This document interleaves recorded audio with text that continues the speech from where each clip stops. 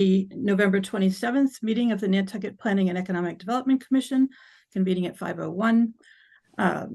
This meeting is convening by video conference pursuant to Chapter 2 of the Acts of 2023. This meeting is being recorded. Please be aware that other people may be able to see you, and take care not to share your device's screen. Anything you broadcast may be captured by the recording. Please silence all phones and devices. All supporting materials that have been provided members of this body are available on the town's website unless otherwise noted. Ensuring public access does not ensure public participation unless such participation is required by law. This meeting will feature public comment. We are using the 3-minute time limit on public comment, so we'll remind you of that when that time comes. I am Mary Longacre, Chair of the Nantucket Planning and Economic Development Commission. Permit me to confirm that all members and persons anticipated on the agenda are present and can hear me. Members, when I call your name, please respond in the affirmative. Seth Engelborg. Here. Christy Ferrantella. Here. Wendy Hudson. Here. Dave Iverson. Here. Bert Johnson. Here. Nat Lowell. Here. Barry Rector. Here. Topham. Here. I do not see John Fidel or Don Holgate at this time, so we'll announce if they're able to join us. Staff, when I call your name, please respond in the affirmative. Leslie Snell. Here. Megan Trudell. Here. Mike Burns. Here. Nikki Sheriff. Here. And Raisa Kwame from MassDOT. Here. Pleasure to see you all. Thank you for accommodating the change in schedule with the holiday and other commitments. Okay, we are not anticipating any other speakers on the agenda. So we'll go to a motion to approve the agenda. So moved. Second. Thank you, Barry, for seconding. Roll call vote. Seth Engelborg. Aye. Christy Ferrantella. Aye. Wendy Hudson. Aye. Dave Iverson. Aye. Bert Johnson. Aye. Nat Lowell. Aye. Barry Rector. Aye. Joe Topham. Aye. And Mary Longacre, aye. Thank you. We'll open for public comments. Are there members of the public in attendance that have a comment to offer at this time? I'll also note we have 2 written public comments in the packet for anybody who wants to take a look at those. I am not seeing hands up for public comment, so we will continue on. Approval of the minutes from September 18th. Megan, do you need to show those on the screen? Or Nikki? Not sure which one of you is driving tonight. Nikki is. Okay, thank you.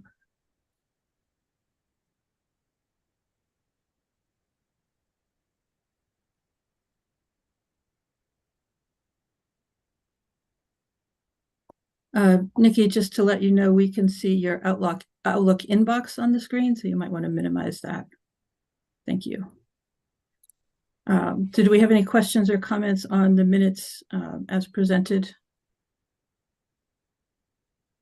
And if there are none, we'll take a motion to approve. So moved, Madam Chair. Thank you, Barry. Thank you, Nat. Roll call vote. Seth Engelborg. Aye. Christy Ferrantella. Aye. Wendy Hudson. Aye. Dave Iverson. Aye. Bert Johnson. Aye. Nat Lowell. Aye. Barry Rector. Aye. Joe Topham. Aye. And Mary Longacre, aye. Thank you. Next up is the Transportation Program Manager update. We have materials in the packet. Mike, you're going to take us through those.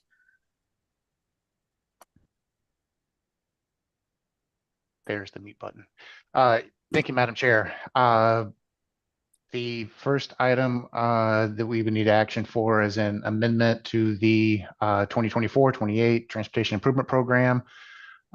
This amendment's needed to remove a purchase of fare box collection equipment or new fare collection systems, and replacing that $600,000 purchase with $600,000 purchase of 2 new electric buses under 30 feet in length. There's a little bit of information in the slides here on what that vehicle would look like. the Entertainment Administrator had mentioned this during his presentation, that this was a vehicle that was tested this past spring on the island. That was an electric vehicle, which seemed to be a choice that the commission favored. It's actually in the regional transit plan as something to migrate the fleet over from diesel to electric. And the vehicle that's going to be purchased has a capacity, seated capacity of 10 people, with an additional 12 allowed for standing. In the image you can see here, the ramp on the right hand side of the slide demonstrates that it's a very low clearance, or very low floor for the bus, so there's no climbing up a set of stairs to get into the bus, so it's very accessible. We do need to do a public review of this TIP amendment, since we are removing a project and replacing it with another capital project. And staff would like to initiate public review from December 1st to the next NPDC meeting of December 18th. Staff will be using Town of Nantucket communication staff to help push out the noticing of this amendment. Staff has already developed a web page. We're using the Zen City platform for this TIP amendment to collect public input, and that the links for that will be added to the notices that will be sent out to the public. And I will note that our public participation plan does require a 21-day public review period for TIP amendments. However, we did get some guidance from Mass DOT for an abbreviated public review period for this amendment. Raisa is here to maybe answer any questions that might be aligned with that, if there's any concerns with only doing an 18-day rather than a 21-day review period. But this is something that is acceptable and done. So staff would ask or request that the NPDC authorize a public review period for this amendment number 1 to the FFY 2024-28 Transportation Improvement Program from December 1st to December 18th, with a public meeting for discussion and action on December 18th at 5 p.m., which is your next meeting. Okay, do we have a motion to that effect? And then we'll take comments that we don't have to repeat what Mike just read. So moved. Thank you, Bert. Second. Thank you, Barry, for seconding. Also want to note that Don Holgate was able to join us as Mike started speaking. Thank you, Don. Bert, you have your hand up for comment? No, I was just had my hand up to make the motion. Okay, great. Any comments or questions from commissioners on this change to the TIP? No, we'll go to a roll call vote. Seth Engelborg, Aye. Christy Ferrantella, Aye. Don Holgate,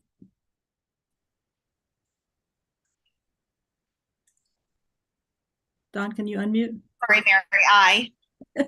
Wendy Hudson, Aye. Dave Iverson, Aye. Bert Johnson, Aye. Nat Lowell, Aye. Barry Rector, Aye. Joe Topham, Aye. and Mary Longacre, aye. Thank you, Mike. Next item. Thank you, Madam Chair. And I did try to give you a little bit of a heads up before the meeting started. We did have on the agenda an approval of a consulting contract related to the Safe Streets and Roads for All to develop safety action plans for not just Nantucket, but Martha's Vineyard and the Franklin Regional Council of Governments.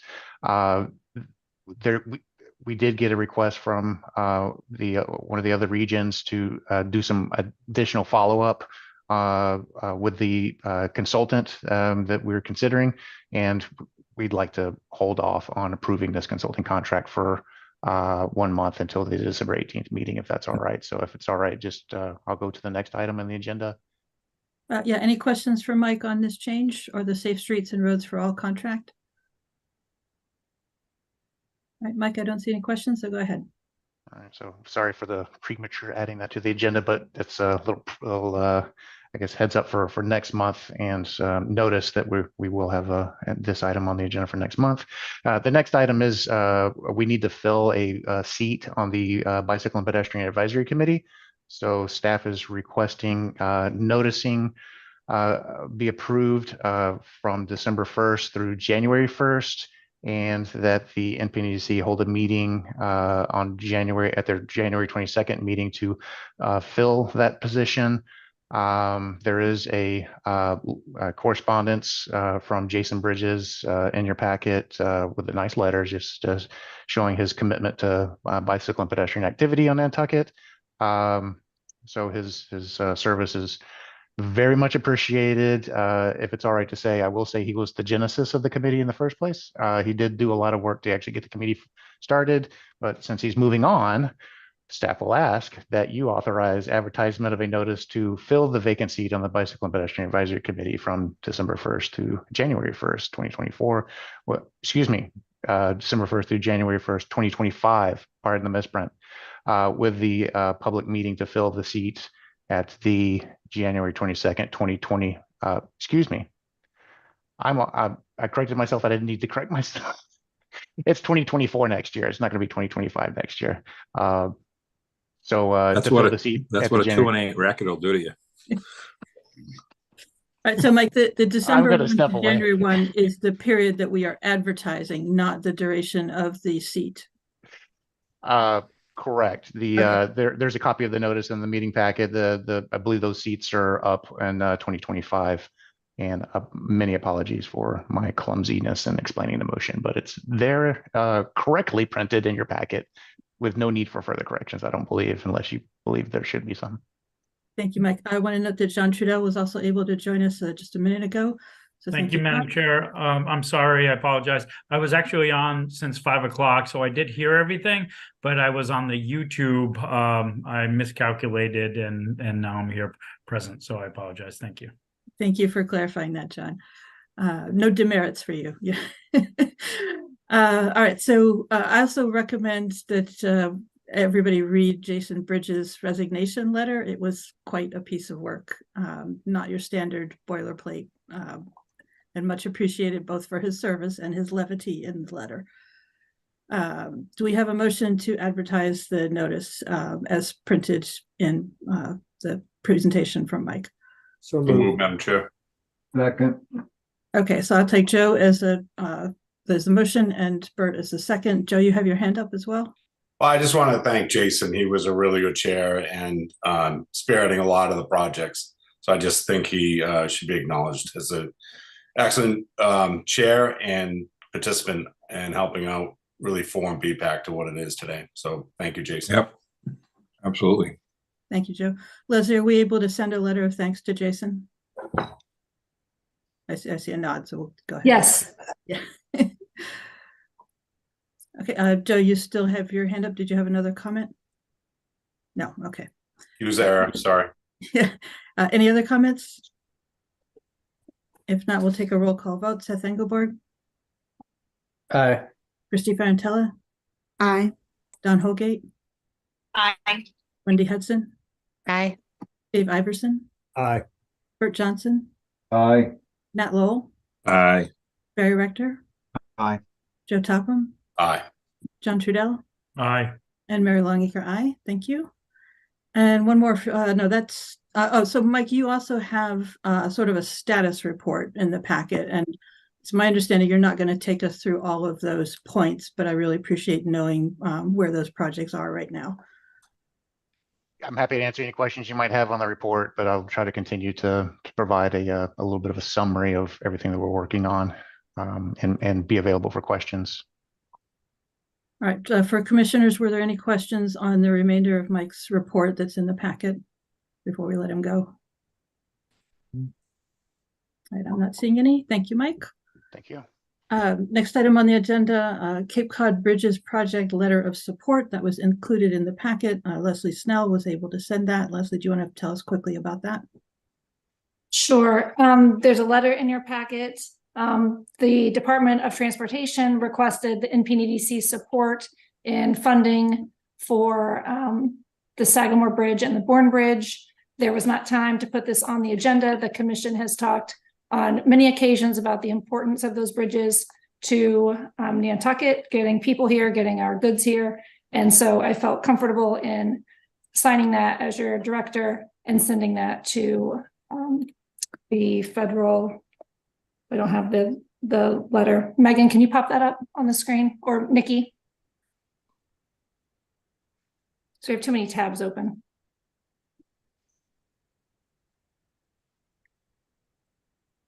Yep, that's it. Okay, so I did send that to the Secretary of Transportation with the U.S. Department of Transportation. It was a letter suggested by DOT. I made a few modifications to cater it to some of Nantucket's interests. And this is just in the packet for your information so that you know that it went out. Right, any questions or comments from commissioners? No, thank you, Leslie. Next item on the agenda, the special town meeting 2023 report. So this is just an update on the results. Leslie, I think you're going to handle that for us. So the Planning Commission voted to support Articles 1, 2, 6, 7, 8, 10, 12, 13, 15, and 20, and to oppose Article 18.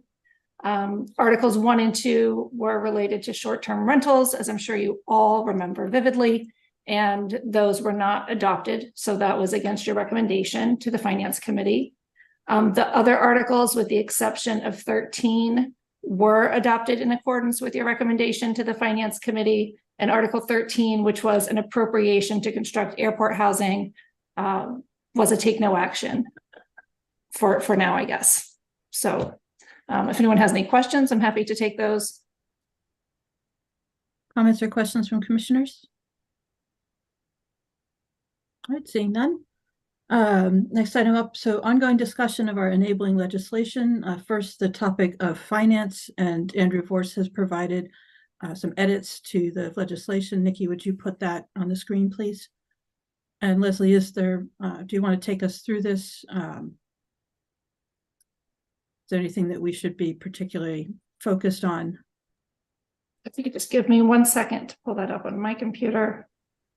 And Nick, I think if you scroll down to the second page, and so we see the clean version, that might be a good place to start. And then Andrew provided some comments regarding the changes. Okay, so the changes are in section 3 of the enabling legislation. And the changes that are proposed here are not, I would say, significant in nature. The funding of how the NPDC is funded now, which is through the general fund of the town of Nantucket, would remain the same. The changes here really modernize how we handle payroll and billing and contracts and those sorts of things. So if you would like for me to go through them item by item, I certainly can, but they're not substantive changes in terms of how things are handled. It's really eliminating obsolete practices with current practices. Any comments or questions from commissioners? Right, I don't see any, so there's nothing else on that topic. Do we need, we haven't yet motioned to adopt any particular version of the language for the enabling legislation, so I don't think we need to do that on this version right now either. I think we'll do that as a package at the end for all of the changes. So our next topic is the membership. So this is a discussion of suggestions received from the public poll and questions regarding alternate forms of participation, which were sent out. That is included in the packet. First, let me thank all the members of the public who submitted responses to our poll asking for suggestions. There were certainly some that I hadn't thought of, and I appreciated the opportunity to consider additional resources. I think we ended up with about 50 suggestions overall. And then the next step that we took was to list those 50 in a poll for the commissioners to see which ones were of interest. So I want to stress, first of all, that the commissioners did not share their results with anyone else. This was a blind poll, so that we have the results without having any deliberation that happened outside the meeting. And also that these were not in any way a sense of voting. We limited to 5 responses. This was simply to see if there was a cluster of interest. 50 is a whole lot to absorb and difficult to talk about. So we wanted to get just a sense of focus to the discussion today, but certainly any of the ones on the list and any other comments from commissioners are welcome in the discussion. Any questions on the methodology or how we want to proceed today before we get started? Okay, seeing none. So I guess, Nikki, would you put the results of the commissioners poll up on the screen so we can see where that interest did congregate?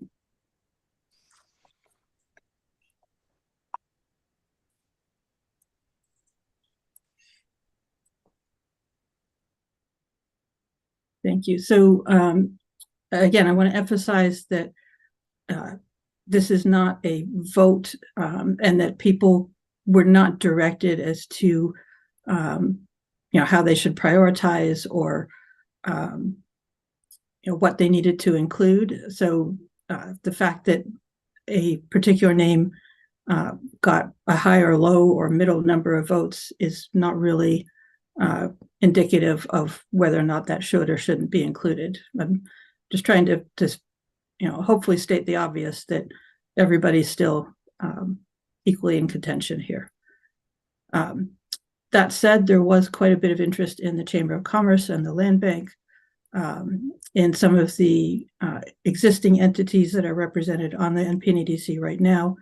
And then it sort of dropped off to 2 or 3 or 1. I do have an update on the list, the Diversity, Equity, and Inclusion Committee.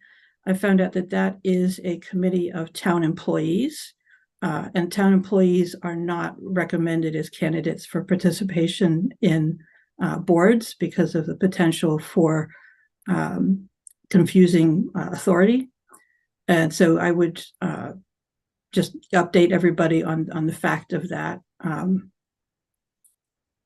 that also would apply to anybody else, like the DPW director, who in the past has been on the commission and was removed for that reason and perhaps others. But so does anyone want to begin the discussion? And Nikki, would you also scroll down to the questions? I think those are on the same. I don't know if they're up or down from here. I think maybe they're up or on a different document.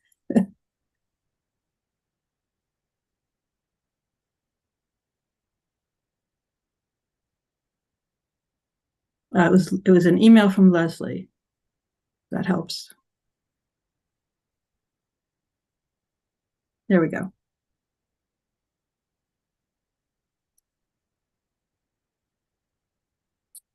right, do any of the commissioners want to open the discussion?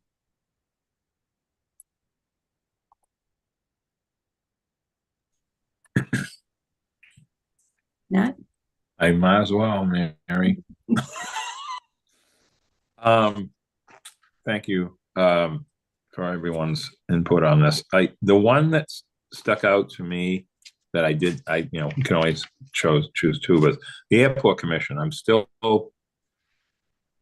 thinking about that. I think that in the past, when the airport was sort of a hotter topic, it may have been, more necessary. But today, the airport kind of shares information with us. Mike has stuff on their, employments and all that kind of stuff. And I think it sort of blends in without necessarily having to have a member. I still think the land bank is the number one of the 2 seats, if we want to add 2. And I think that, it's a toss-up, in my opinion, between a historic member of one of the 2 historic, the HCC or the NHC, or the chamber. The chamber one, I'm struggling a little bit, but I do see a really good reason to have them on in some fashion, because even though economic development is not necessarily something that we're trying to encourage more of, Nantucket sort of runs itself in that department, but that person is a vital cog in the wheel of everything here. So I'm kind of stuck between those 2 choices. That's it for me right now, Mary. Thank you. Thank you, Nat. Seth? Thank you, Madam Chair. And thank you to all the members of the public and the members of the commission who took the survey. So I think, Nikki, if you're able to, can you put up the responses that show the sector?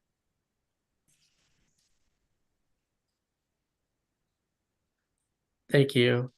So I think that, unless we created a huge commission with 30 plus representatives, which we probably don't want to do, it's going to be hard to pick just a few new designees from specific agencies.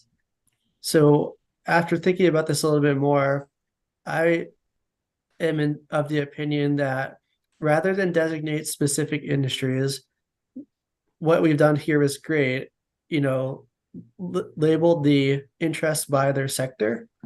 And I think we should reserve seats for specific sectors, but not be prescriptive in the exact agency that person needs to come from. And I think that's beneficial for multiple reasons. The first is that on Nantucket, both governmental commissions and nonprofits and business agencies wax and wane over time. There's some people on this list or some entities on this list who in 5 to 10 years might not even exist for whatever reason, or they may merge with other interests, or they may morph into other things. And then also, unless we added every single one of these ideas, we're somehow going to be missing the mark with certain communities anyways. So I'm just going to talk from what my background is, conservation. Even on this list, there's already 3 ideas in the conservation realm, and there's my designation from the Conservation Commission. So, the argument can be made that conservation could just be 1 seat. Historic preservation, 1 seat. Business, 1 seat. Planning, 1 seat. We can make out a list of all the things. And Nikki, if you would go to our updated vision, mission, and objectives.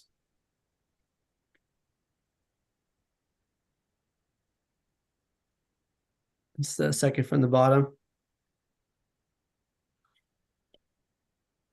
And then once we make out the list of all those focus areas, we can make sure that they actually hit on the objectives we're trying to do for the future. That way, there will be somebody who can represent those sectors. And that person, is going to have to serve sort of as a community organizer. They're going to have to work with the rest of the groups that have interest in that area and bring ideas to them, try to get their insight and bring it back to the commission. But I think it's just a lot more community centered and a lot easier to do if we keep it a little bit more flexible and have the seats assigned by sector rather than individual boards. Thank you. Thank you, Seth. Wendy? Yeah, I agree with everything Seth just said. I was going to mention the same thing too, to tie it with these updated objectives. And I think were all of these those suggestions, did those come from you, Mary? Like things we might consider? Because I thought that list was excellent and it could really tie into how we get, that wider range of voices from that list, if we're not limited to the seats just on the commission. I loved the flexibility that showed. I think I've always, we've had conversations in the past where we can't do that, Wendy, because of whatever open meeting law. And I'm like, oh, okay. So if we find a good structure that is able to do that, like the BIPAC, that's so great, we can only benefit and accelerate, some things we want to do. Thanks. Thank you, Wendy. Other commissioners? Okay, well, in the event that we did not all want to chime in at once, I did prepare a proposal to help provoke additional conversation. Nikki, I sent that to Megan. Hopefully you have that email. If not, Megan, can you forward it over quickly to Nikki? I asked that would be available today. So similar to what Seth and Wendy were saying, as I looked at the list of 50, I realized we can't have a 50-seat commission. That would be,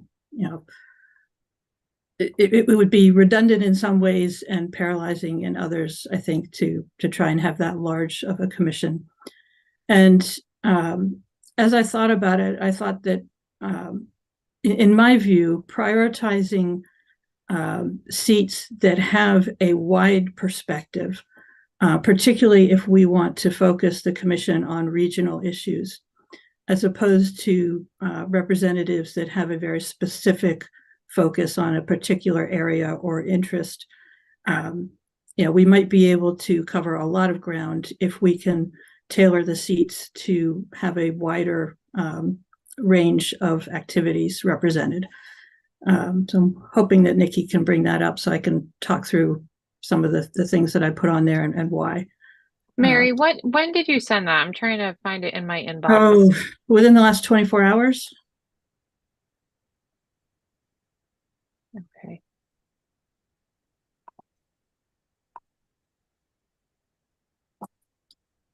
So I would like to have it on the screen so that people can see it as we're talking about it. The other thing that I tried to do with this was I tried to incorporate some of the concepts that the questions posed. So this is, in some ways intended to be provocative, at least of a discussion. That's the purpose of it. And I certainly welcome the discussion. Megan, I'm going to see if I can find it and send it to Nikki myself. I just found it and sent I got it. Okay, great. Yeah. Thank you.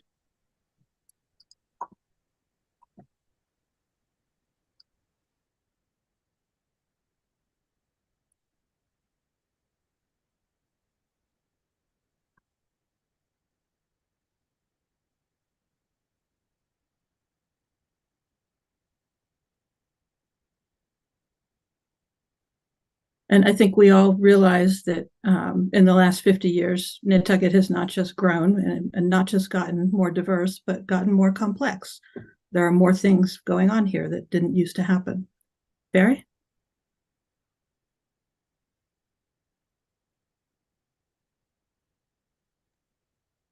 Okay, so maybe you can pop that email out individually so we're not looking at your entire inbox.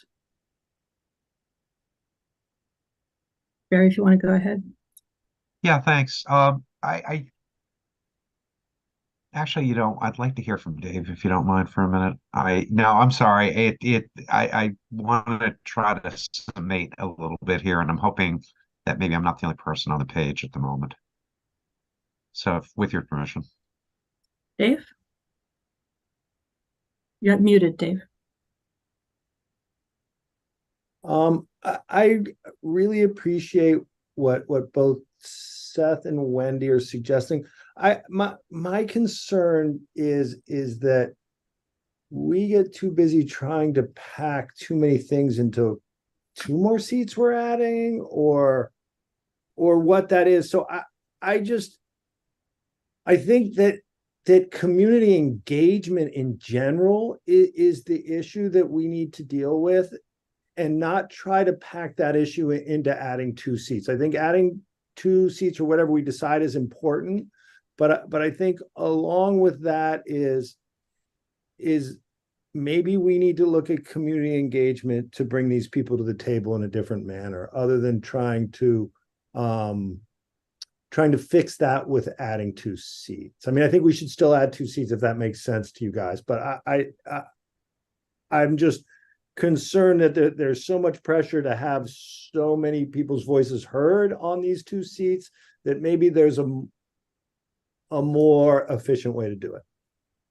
If any of that makes sense to any of you. Thank you. Certainly, I think that's definitely should be part of the discussion. So any further comments before we go to my suggestion? Barry?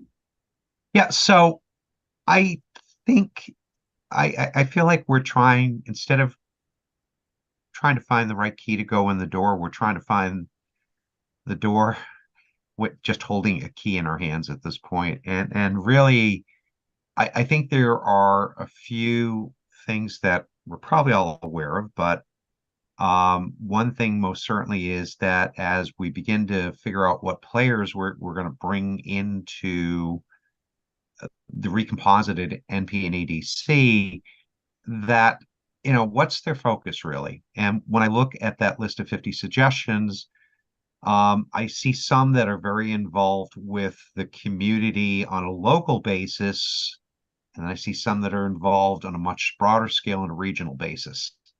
And that, I think, is one of our, in my book, that is one of our fundamental tasks here, is we are a regional planning commission. So the people we bring to the table have got to be able to look at us, not necessarily on a local level, but on a local and larger scale for things. So that's where I think it's important to figure out who do we bring into the table. To answer the question of, well, gee, wouldn't that be nice, but maybe they're a little bit more short term. We've always had the ability on the commission to engage people as consultants. They don't necessarily always have to be paid consultants either, but they could be with us for a short period of time to help work us through some processes that we really haven't thought through, or feel like we need to get some insider information on it. So to me, that's kind of valuable, knowing that tool is sitting in our back pocket, that we can utilize it. The way I kind of envisioned this was really twofold at this point. Was one, to look at, from the commission's perspective and from each commissioner, how many people do they think is appropriate? Just a rough number that they feel like they can work with. As we've said, 3 or 5 is way too small, but on the other side of the coin, 19 is way too lofty, especially with meeting quorum requirements for certain things. So, one thing I did, Nikki, is the screen available for general sharing, or just do you have it locked in for yourself? Barry, before we change the topic, I'd like to, I think where we want to go now is to put the questions back on the screen. So Nikki, if you can go back to the questions.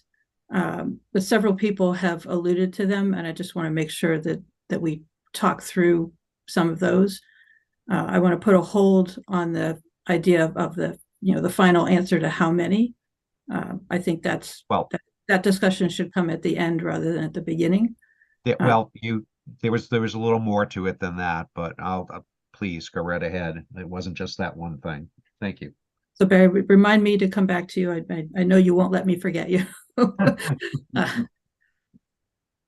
Nikki, can you get those questions from Leslie's email back on the screen?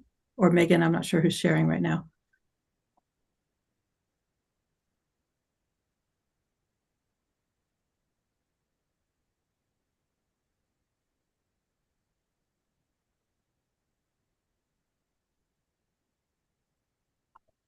Are you seeing them, Madam Chair?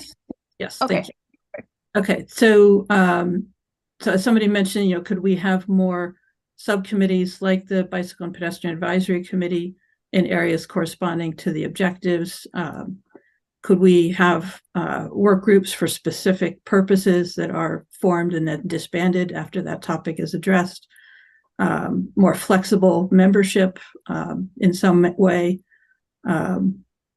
not specifying membership seat so that changes can happen, inviting representatives from different parts of the community to attend meetings as liaisons, and that was my word, but I think Barry said consultants or whatever the appropriate term is.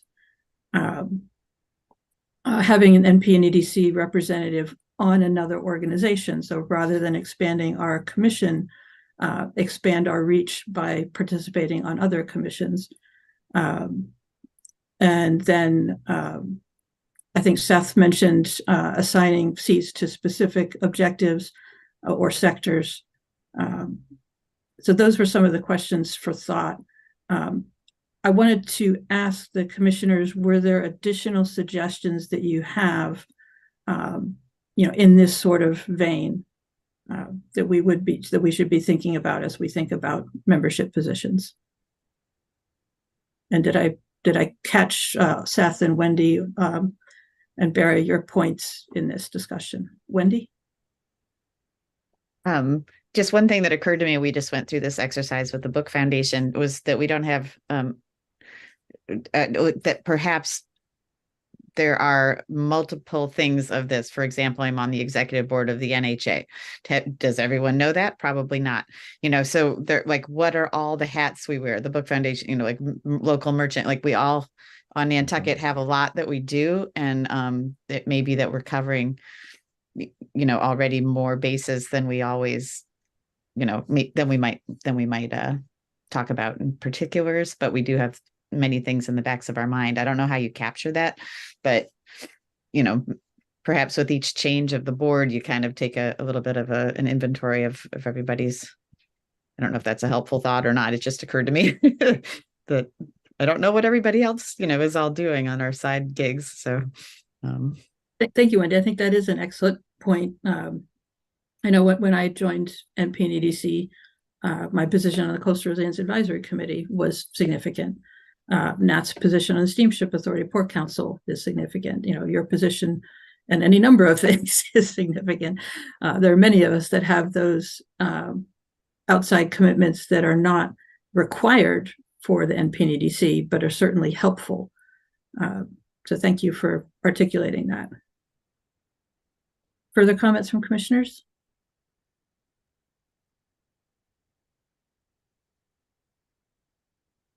Okay, Nikki, would you go back to the email that I sent with the hypothetical commission that illustrates some of the options to help people think about different things that we can do?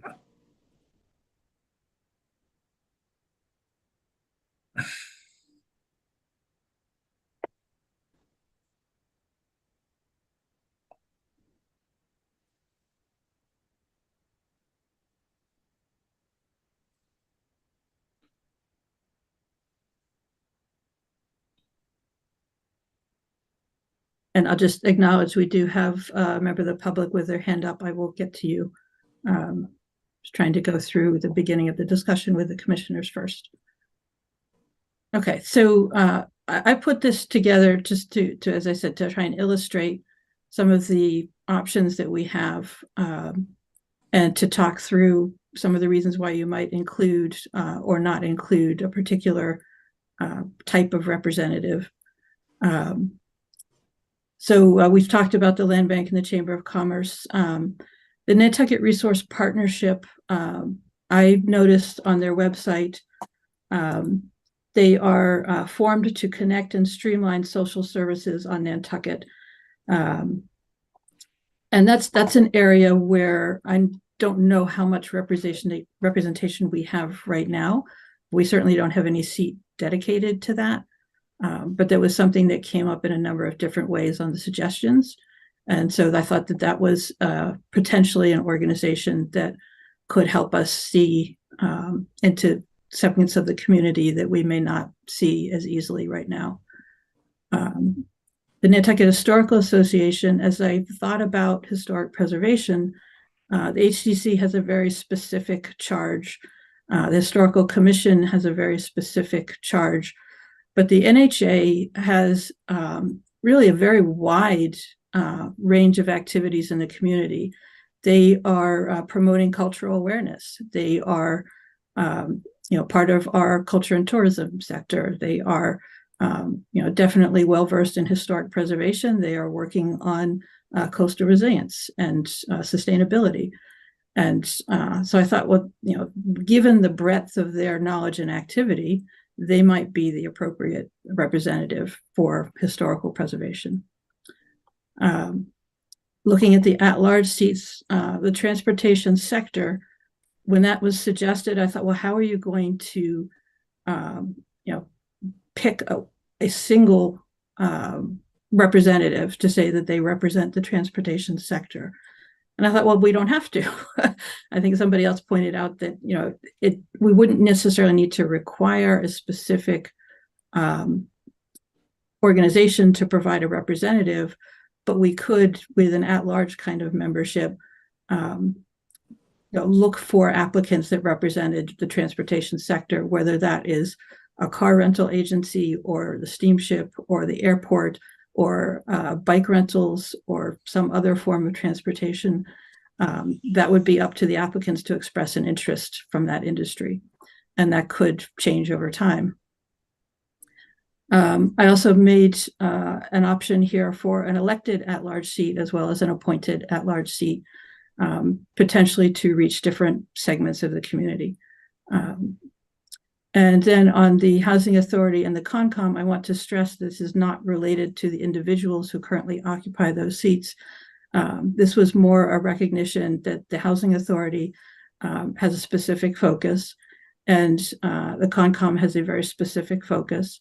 The land bank could cover for conservation, and the planning department has employees, and the town itself has employees that can contribute to the discussion. There are a lot of housing activities going on that the NPNEDC does not necessarily need to be the leader on those. So this, and then I have at the bottom, the options of adding a representative to other commissions or to other organizations that are not town commissions. So that this was, again, intended to be provocative, to illustrate some of the concepts and hopefully to stimulate conversation. So Joe? Thank you, Madam Chair. This list is great, so thank you. And I agree with Seth and Wendy's comments, but I was having a problem with the Nantucket Historical Commission being on this. Not everyone does a fantastic job, but I would say that they're a little too early to the party. But I do like the Historical Association representative. I think that is a very good place to start. I really enjoy that one. And the other one I was always thinking about was the non-voting taxpayers. They are coming and going and seeing everything. So I think that would be a strong candidate from my angle. But yeah, I think this is a really good list, and I think we should, start working on something a little bit, more in depth. Thank you, Madam Chair. Thank you, Joe. Seth? Thank you, Madam Chair. I'll try to be brief, but I have a variety of points. Before I get started, I'll just ask, do you want me to go through everything and then have comments, or do you want me to say one point and then see what the commissioners think and then go back to a next point? Well, I just did a major brain dump, so I will give you the same opportunity so that we're not distracting you. Okay, thank you. So the first is, and like Mary said, this has nothing to do with the individual serving right now, but I don't know if we need all 5 members of the planning board to be on the NPNEDC. Especially, I think one of the best ways to get our membership down to a reasonable level and include the diverse voices we want is have less planning board representation. And the thing that doesn't concern me about that is, the planning board's already meeting as a group of 5 anyways. If there are things that are happening at the planning commission level that they want to discuss at their planning board meeting, they can do that, and then they can send recommendations to the planning commission. So I would be fine if there was just one planning board representative on the NPNEDC, or maybe it's more, but I think that, and I understand the history of it, but I don't think we need moving forward to have all 5 members of the planning board on this commission. The second thing is getting back to my point about the sector, and I'll try to be brief because I already talked about it. You're right, the Concom and the Housing Authority have very specific missions and goals, but the land bank has a very specific mission as well, probably even more specific than the Concom. The land bank only does 3 things: agriculture, open space, and recreation. And that is not all of conservation. So I think if we have a representative that supports the whole conservation sector and they self-identify, they could bring a lot more to the table. And what Wendy is saying is right. We each have our day jobs and our side businesses and our volunteer opportunities and all that. And we don't need to be prescriptive. We can just say, here are the requirements that we need for each sector, self-describe how you fit that. And I think we'll have a much more fluid board moving forward. So I think, having someone who represents the historical sector as a whole, great. Someone who represents the planning sector as a whole, someone who represents the economic development sector, transportation sector, government sector, maybe there's more sectors, but I think it's just a lot easier and a lot more representative if we do that. And then my third comment is, I personally think that if you have some appointed seats and some elected seats, it gets confusing.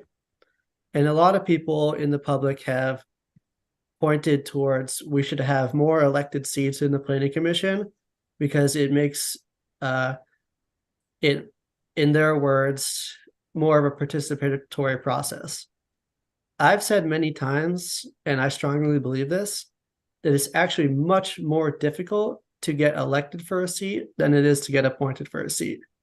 You have to get signatures, you have to raise funds, you have to go out and stand and with signs and get people to vote for you. So if we want to do elected, that's fine, but everyone should be elected. Or if we want to do appointed, that's fine, but everyone should be appointed.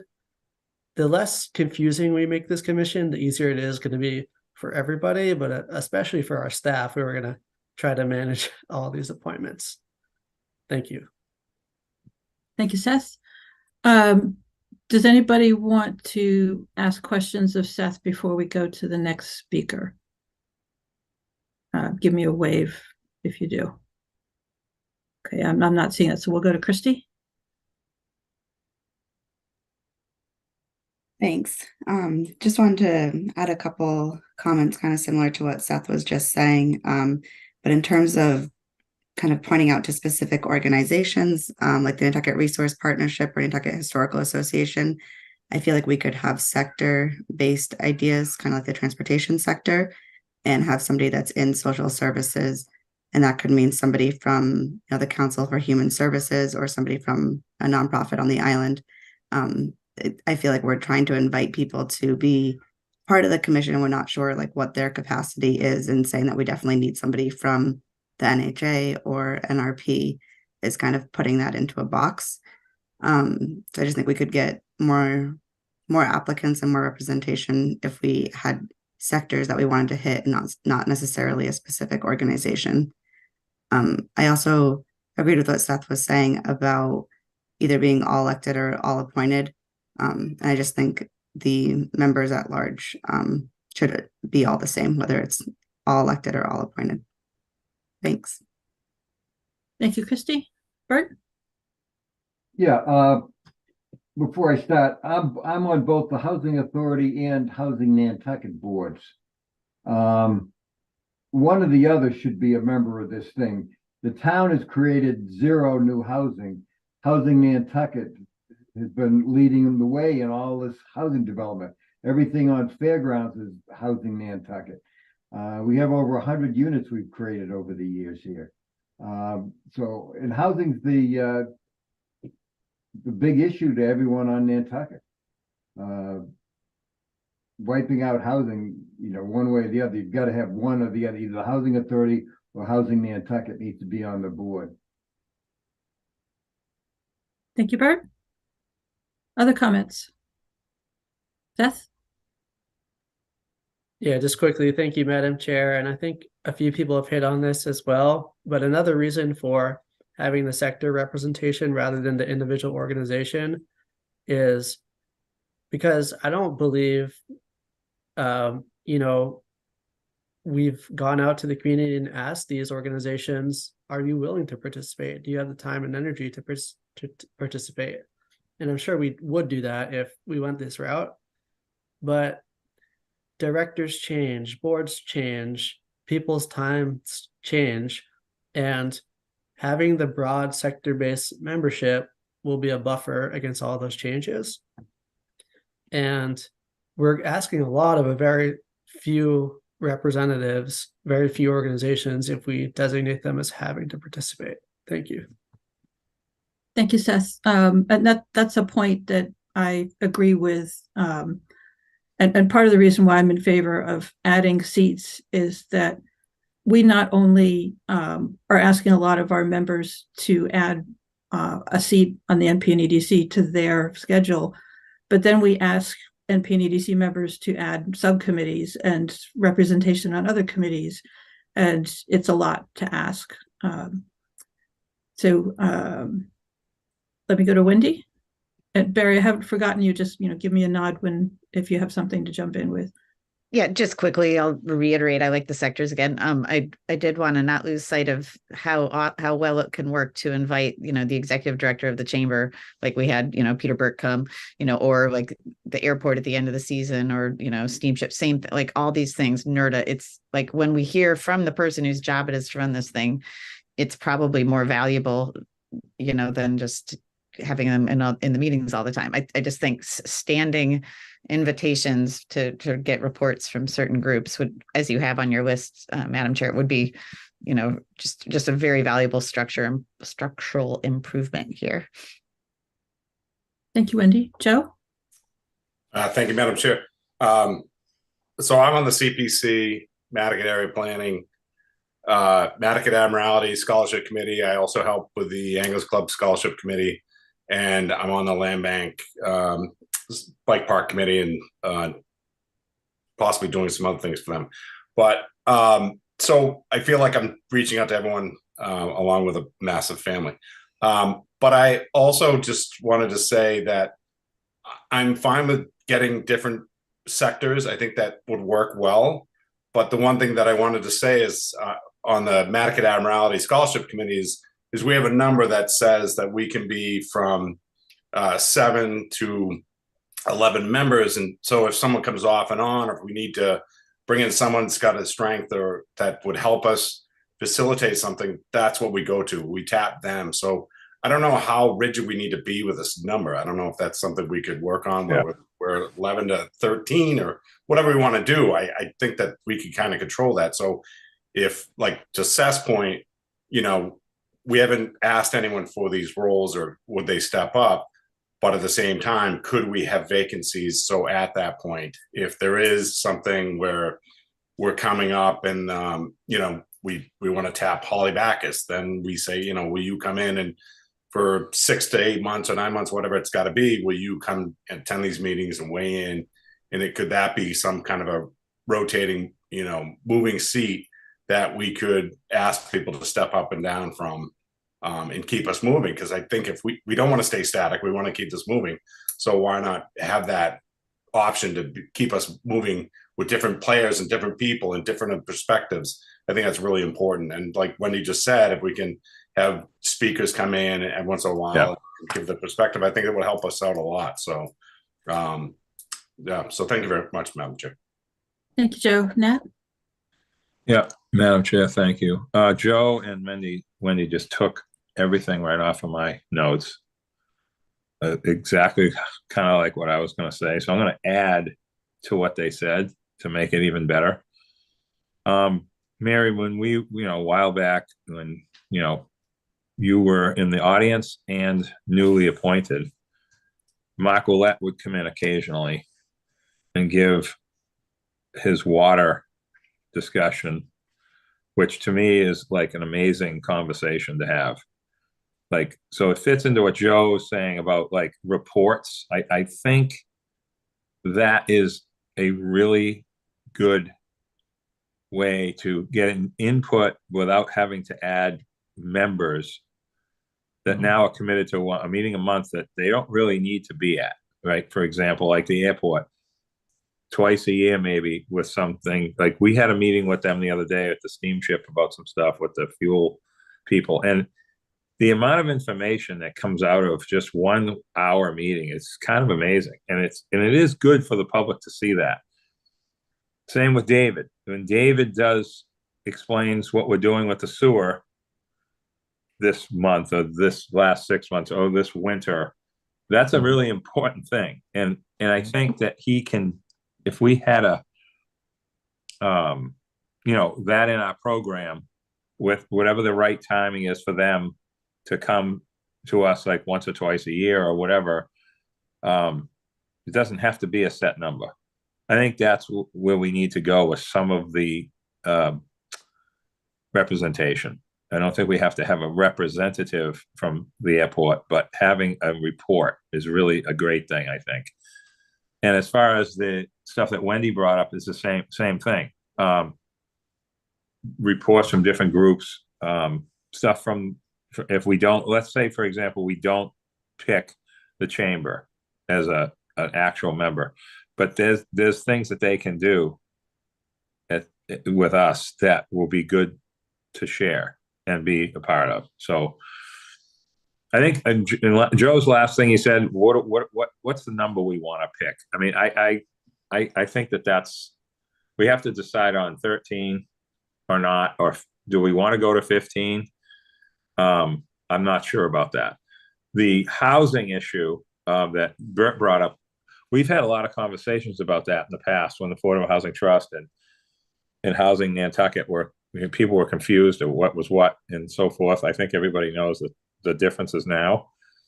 But Bert's point was right. Like, somebody has to be on here from housing, whether it's Housing Nantucket, AHFT, or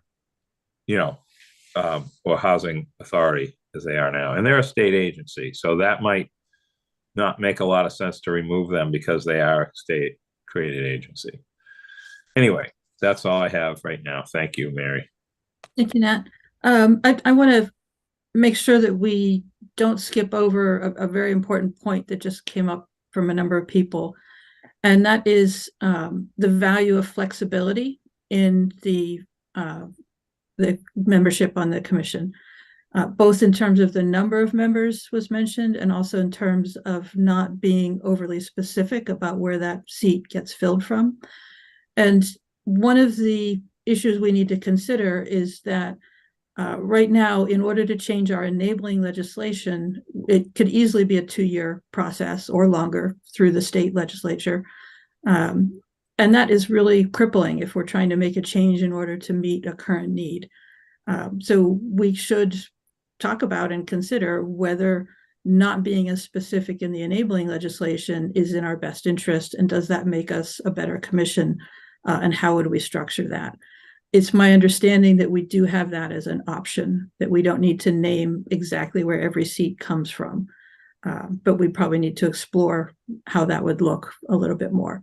So I just wanted to make sure that that point was surfaced. Barry, you were waving at me. I want to make sure you have the opportunity to jump back in, because I think we've kind of come back to your question of how many.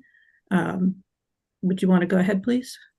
Yeah, actually, I'm gonna maybe just ask a question through you to the commissioners at this point. If I were to ask you individually, do you have a feel for how many people should be on the commission? And do you have a pretty damn good feel for who should be on the commission? Okay, just your personal opinion alone. Do you feel like you're ready to answer that? I'd probably say personally, yes, because we've been engaging in this exercise for somewhere between 2 to 3 months. I think that's plenty of time to reflect. So I need to know that before I'm going to try to proceed. Do you feel like you're ready to answer those two fundamental questions, or do we need to keep hashing away at this? Show of hands, maybe just show of hands. So let's do a show of hands for continued discussion. So just, wave your hand in the air for continued discussion. Let's see, 1, 2, 3, 4, 5. Okay, so it looks like we're about split, Barry, so I'm going to rule in favor of continued discussion. We also have public comment to take, so I don't think we're ready to close it off. Do you want to phrase the other part of your question again? Well, it wasn't necessarily continued discussion. It was a question really that was just meant to be one question. Do you feel like you're ready to lay down your thoughts on how many people and what an ideal commission should be in terms of composition. Okay, so could we Having get a had- show of hands to respond to that? What's that?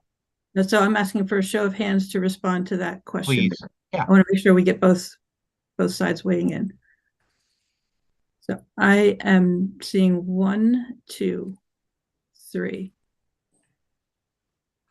Okay, so we have 3 that feel that they're fairly confident that they know what they want. Okay. All Nice. right, Not so sure what that was. so Wendy has her hand up, and then I want to go to public comment. Yeah, I had two thoughts that were quick. I mean, I guess related to that number, the most healthy board that I'm on, would be again the NHA. Like as far as robust involvement from a large group of people, there's 20 something on the board. I don't think we need it to be that big, but the structure I love is the subcommittee activity that goes on. That's where the real work gets done. It's like you have the bigger group and then people really focus on things, which I think was something that you were getting at, Madam Chair, with those questions you had, which I really liked the sort of ad hocness of it. There's something that I forgot to mention earlier that I feel is very important for us and the work that we do with transportation, et cetera, which is the Massachusetts Clean Energy Climate Plan for 2050 and how the island is going to try to meet those goals with energy. So we didn't have National Grid on that list, but we could have, or, energy producers. I feel like before we exhaust our list of 50, I wanted to really stress, I think we had one environmental thing on there, but I feel like that we didn't have quite enough of a stress on this, and that really is what the NPDC kind of is involved with. So just throwing one more thing on there. So sorry, Barry, wasn't ready to be definitive. Thanks, Wendy. Joe, I said I was going to go to the public, so hang on. And Hillary, Rayport, Megan or Nikki, can you promote her? And Hillary commented to me earlier that she may not be able to turn her video on, but that is her choice.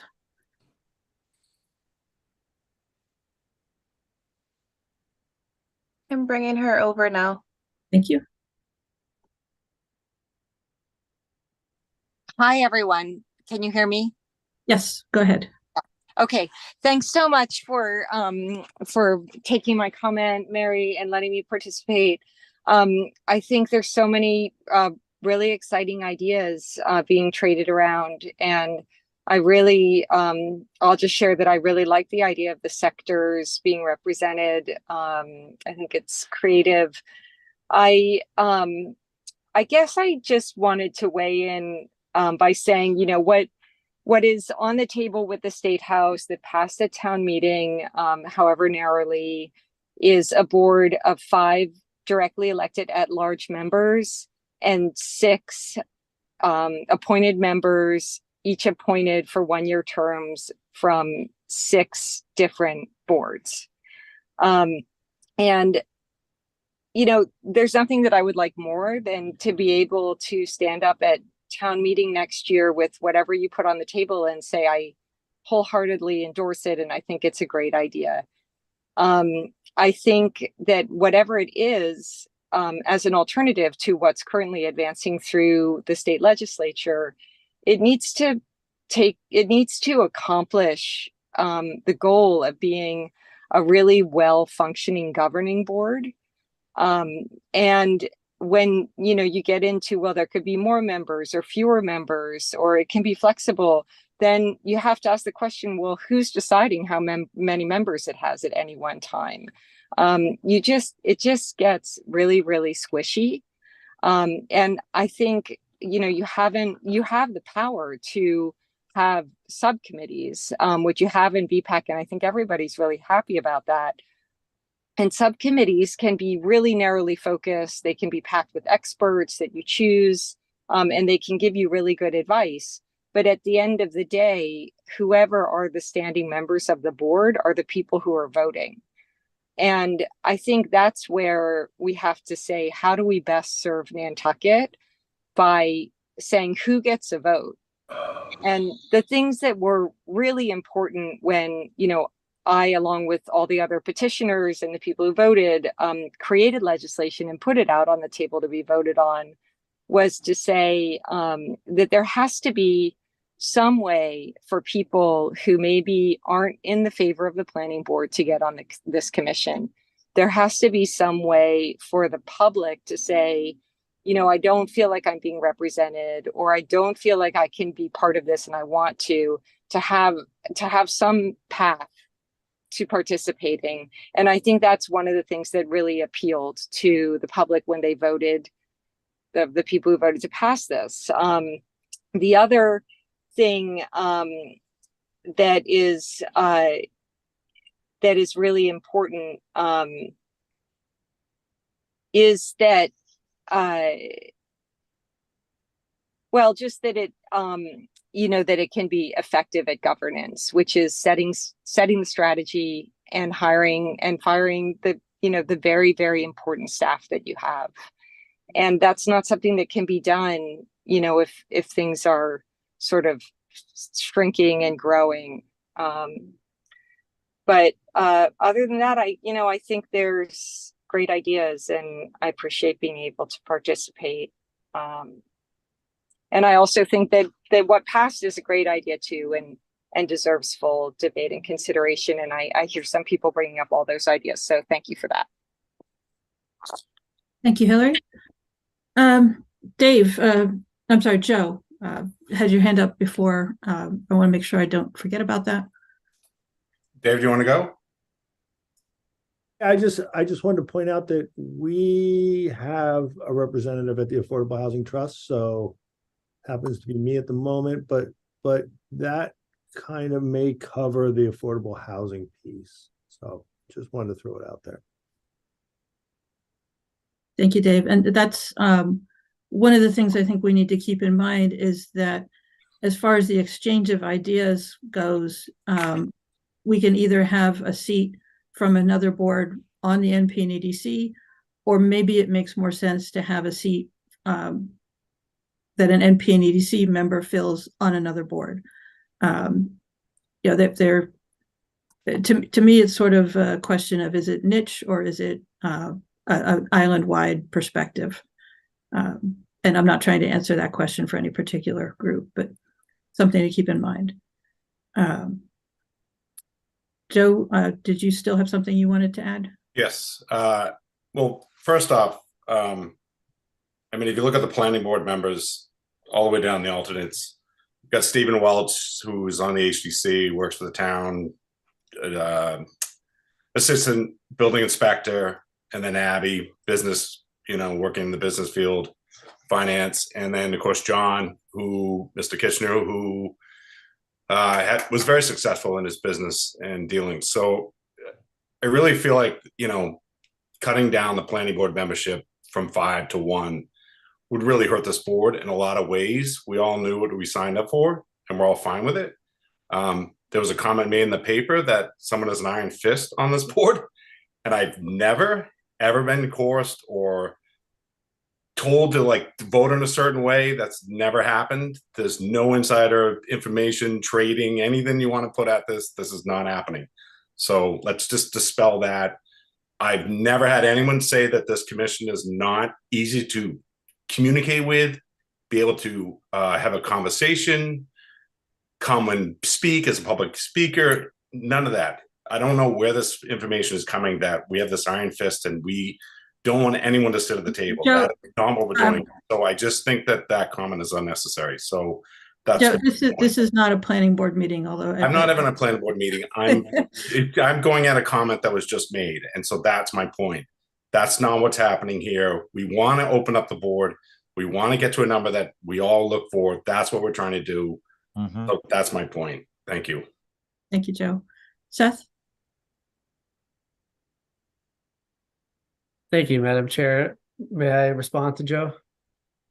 I'd like to keep it in the context of the NP and EDC rather than in the way that the planning board operates. So it's in that within the context yes. of our membership. Yeah. Yeah, I mean, I don't think any of those things you're saying are my opinion for why there could be fewer seats on the planning board. It's just that I think or fewer planning board seats on this commission. I think we're trying to retrofit a model based on the past history versus looking at what is going to be actually best at advancing our agenda for a regional planning authority. I respect each and every one of you. Joe, you know, we've worked together. I respect you immensely. I just think that if we have more diversity of voices on our board in more sectors, we're going to be better at doing our job. And maybe that means keeping all the planning board members and just increasing the membership by 4 more people rather than 2 more people. That's fine.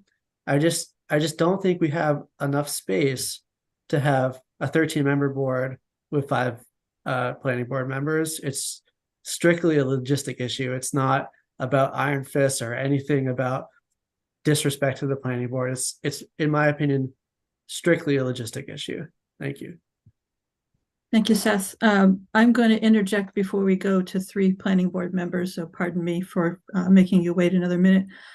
My priority for including all 5 planning board members stems from the decision that the town made 15 or 20 years ago that because the planning board is required by Mass General Law to produce the master plan, and the NP and EDC has the ability to do comprehensive planning, but the town decided that it would invest in the master plan process and not run a parallel process with the NP and EDC for comprehensive planning. To me, that is the reason why it is important to have all 5 members of the planning board participate in the NP and EDC so that the perspectives of the NP and EDC are able to be easily incorporated into the master planning process because all of the planning board members are aware of them. That's my explanation for it. Again, it's a personal sentiment, but I wanted to make sure that that history was incorporated. Leslie, do I need any correction on how I've stated that history? I just want to make sure that I'm okay. You're saying I'm good. Okay. All right, John, please go ahead. Thank you, Madam Chair. First, for the record, I just wanted to voice my opinion that I think it's extremely important to have the 5 members of the planning board on the committee, and I just think that what we talk about in our monthly meetings, and we have other meetings that correlate with those monthly meetings, the information that we're gaining from them definitely connects with the NPDC. And I think having that knowledge that people don't necessarily tune into for those other meetings is important when we get together for these meetings. So that, you know, that being said, I think as you had just stated, Mary, it's, you know, looking out 15, 20 years ago, the participation that we do with the planning board is integral in this board. So I'm going to throw out something that, you know, it seems like we have a little time with 2 years down the line, 1 year down the line, and I don't want to, it's just while we're talking about discussion, I think maybe there's a way that we can do an alternate position.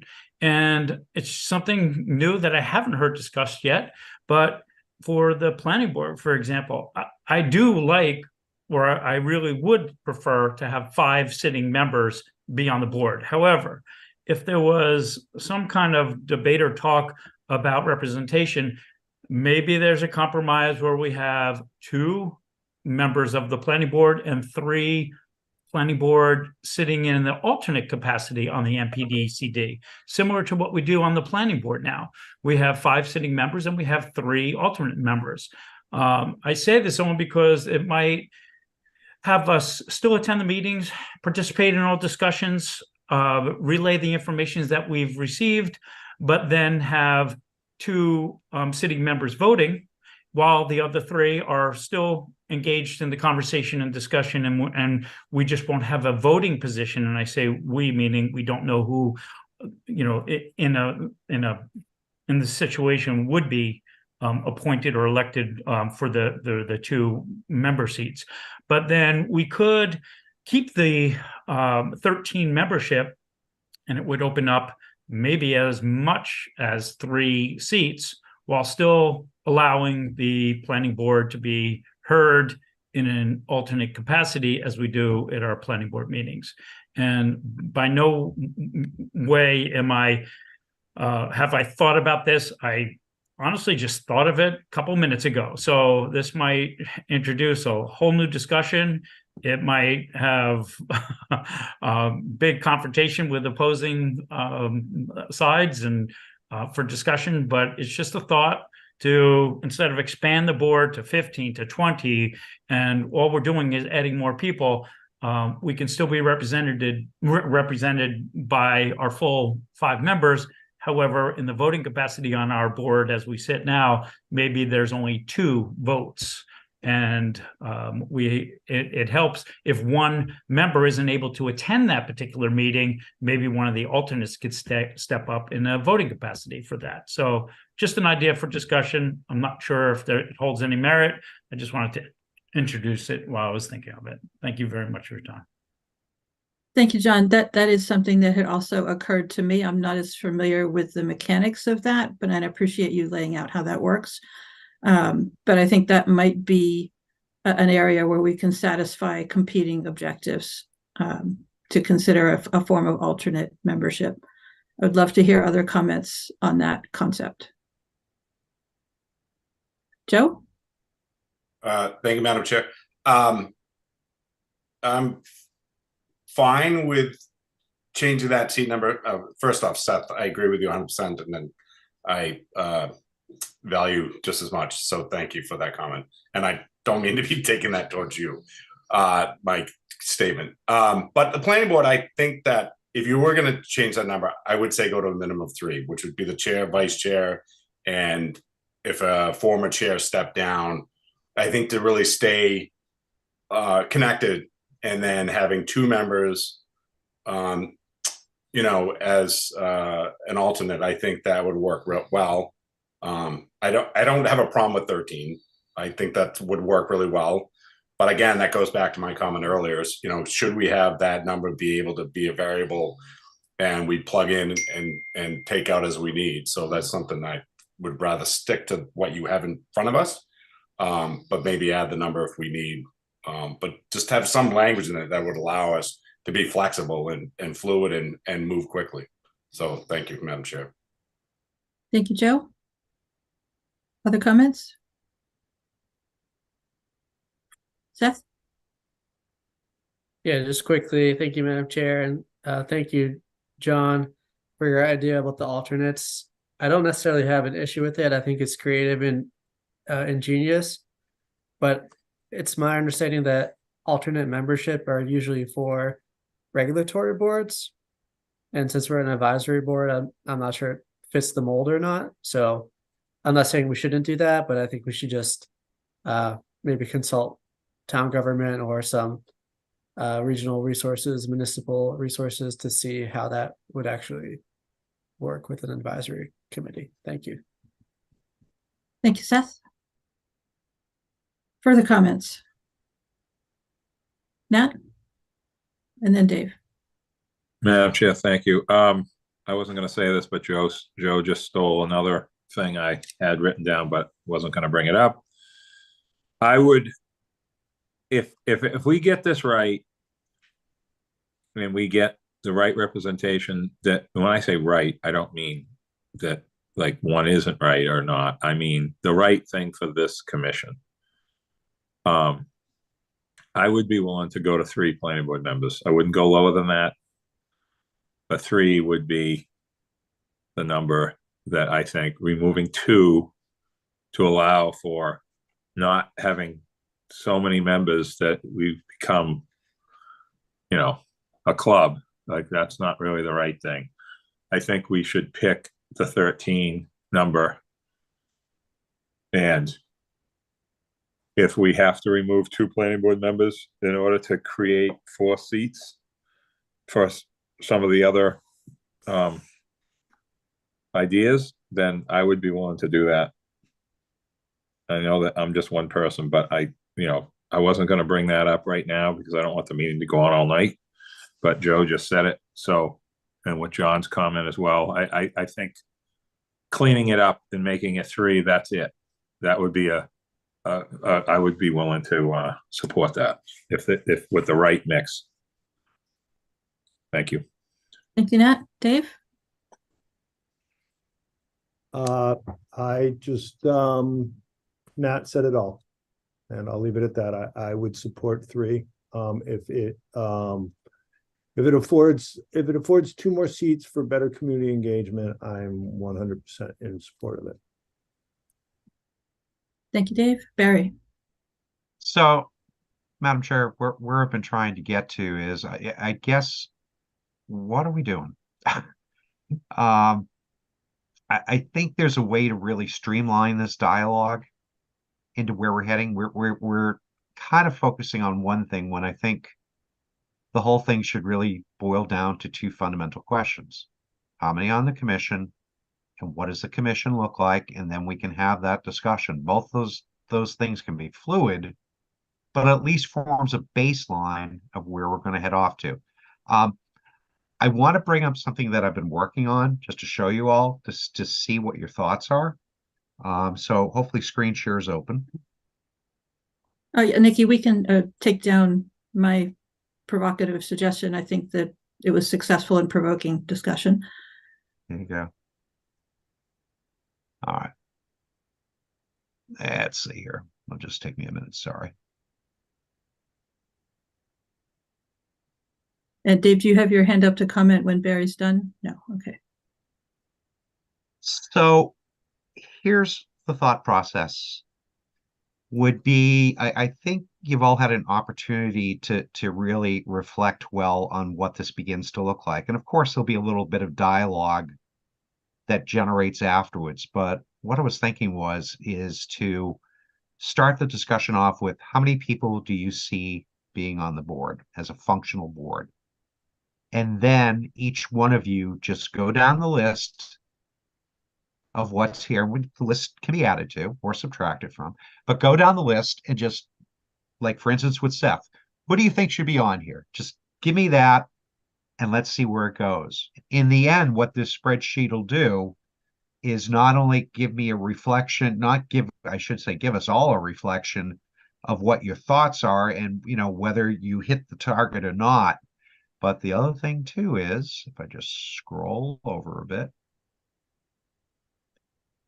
it'll also tell me how many total votes were cast for the thing. Now, what you could do is, like with the planning board, is put down the number 5. That's fine.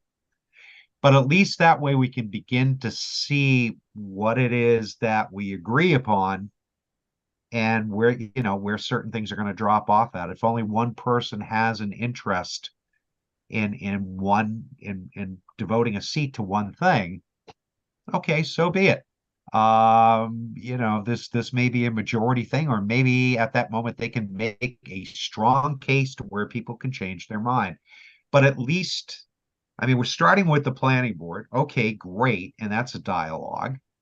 But I just think there's really a way to streamline this conversation down. Like I said, I'd probably dare say that we've all been thinking about this in some way, shape, form, or capacity over the course of the past 2 or 3 months. And I feel like that it's time to really begin to put this aspect to bed for us at this point. You've all got some great thoughts. Instead of just focusing on one and let everyone just kind of chime in on it, let's see where we can find the commonalities and differences and begin to focus on that. So I don't know. That's just, that's the way my mind works. And I'm thinking that may help really move this dialogue ahead into a whole different area of things. So thank you, Barry. So I have 2 comments. The first one is, as chair, I had the same thought, where do we go from here? Where do we take this? The second is, as a member, I'm uncomfortable with being presented with a list that one member has developed, particularly when I see things on the list like the Martha's Vineyard Commission, which we have not discussed and which was not previously nominated. So I'm not comfortable as a member proceeding with this exercise the way it is laid out right now. I'm not saying that the exercise in general would not be valuable, but that's my reaction as a member. Go ahead, please. Yeah, thank you. So I just want to respond back. This was just a start at things. This was no means to be etched in stone. I tried to, if I didn't say it that way earlier, let me assure you of that now. That membership list is just, this was based upon something that we looked at over almost maybe about a month and a half ago, 2 months ago. No, these things that are on here are meant to be fluid. I mean, I could populate the list with all 50 things, if not more, but I don't think that's constructive. I think that hearing from the commissioners about what they think should be on this list is a good thing. But the list would be a composite of what all the different commissioners think should be on here. That's all. And then what's going to happen is as you go through each person, the rankings of what's there are going to change.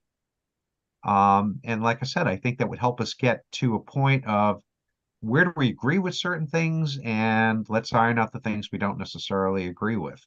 But at least I think we can start collapsing some things down by doing this. So please understand that the list that you see here is meant to be fluid. It is not it's not etched in stone. I don't know where that impression came from, but let me dissuade that right now. Thank you. Thank you, Barry. Dave? I just want to vote support for this for Barry's idea. I think that I agree with you, Mary, in that maybe it needs some tweaking on some of this other pieces a little lower on the list. But I think at least with this, we know where we're getting somewhere instead of just talking. And I don't mean it in a derogatory term because I think it's been a productive discussion, but I think that it's time for us to start moving towards the finish line here and not keep on talking in circles at some level. So I think that this may need a little tweaking, but I think that this is a very good way to start to really have some forward motion. Thank you, Dave. Joe? Thank you, Madam Chair. I agree. I think this is a great way to start. And I think to Barry's point, he's sick and tired of looking into the hood. He wants the tires on the road and get moving, but in a very polite way. But I think, yeah, this is great. Let's start, pulling and taking things out and putting in the pieces we want. But I think that this is really nice to kind of get this moving forward and really, we've already done part of it. We've got the percentages, but let's now, get this document, finalized. Thank you, Madam Chair. Thank you, Joe. Wendy? Thank you, Madam Chair. I understand the impetus, but I think this conversation has been really valuable. I want to say thank you to the planning board members. It is very challenging for those of us here who think that maybe 5 is a lot out of 13, as much as I like you all and have been serving with you all forever and ever. It really, that suggestion, needs to be acknowledged kind of a bit from the inside. I mean, I applaud the community members, Hillary, for making suggestions to this stuff. It won't happen without some thought. So I don't find this was a waste of time to talk about it all. And I do think 3 is a really kind of probably a good number. You've all laid out some good reasons, and I like the alternative suggestion if we can make that. So I just want to thank you all for your thoughts on it, because I was not sure what you'd all think. I don't want to lose the sector thing in your list, Barry. Like, I think it's good stuff, but I think we had a lot of conversations around how these could be broader than any one specific organization. I really don't think it should be specific organizations. So I just want to say, like, let's do something along this line, but let's make sure that we're including some options for that. Thank you. Thank you, Wendy. Barry, I will get back to you, but I want to have all the other members weigh in.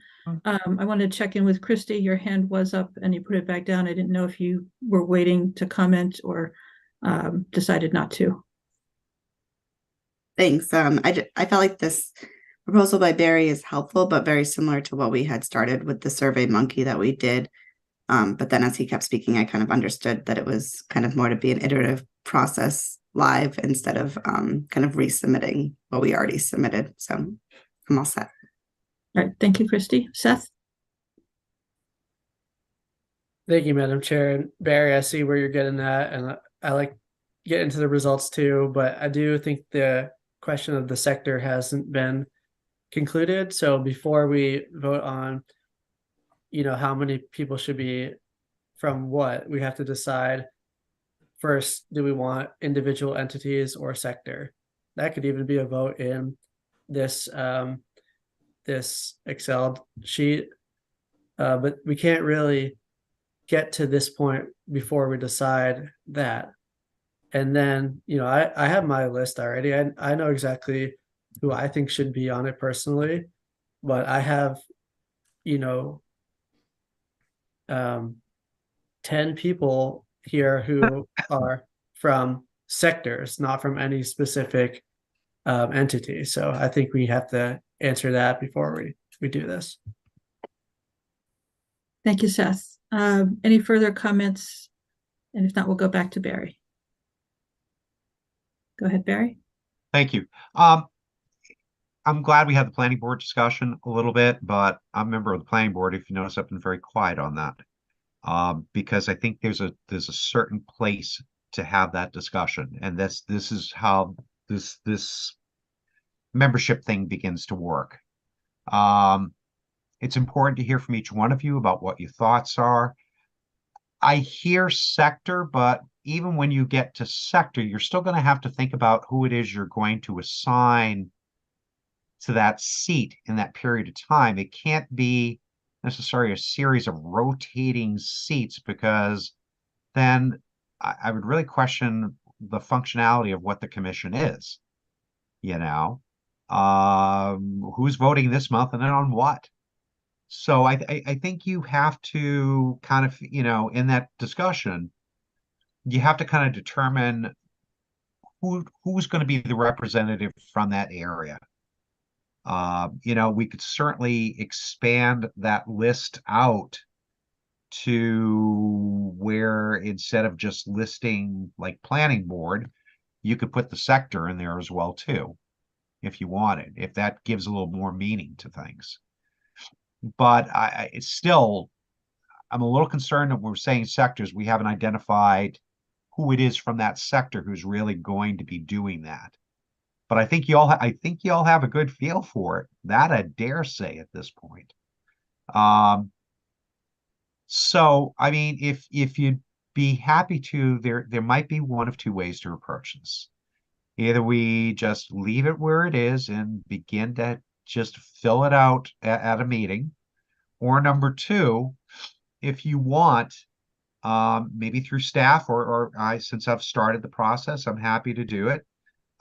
Is give your list of how many and who you think should be on here at this point. We'll put it down and then begin to hash out the dynamics of it from there. But I think that would be meaningful in terms of addressing some of the issues that have been brought up here right now, and maybe helping us just move a faster pace down the road. But I'm pleased to try to do whatever to facilitate this process. To where, you're pretty much all comfortable with things. So anyways, thanks. Thank you, Barry. I'll note that any communication from commissioners would have to go to staff. We could not send it to another commissioner. But thank you for offering to do the work. So go ahead, Barry. And I'm happy just to work with staff, just to, so that, they are able to work through this. And if we need to, just if anything weird comes up, I'm really good with spreadsheets. Anyways, thank you. Thank you.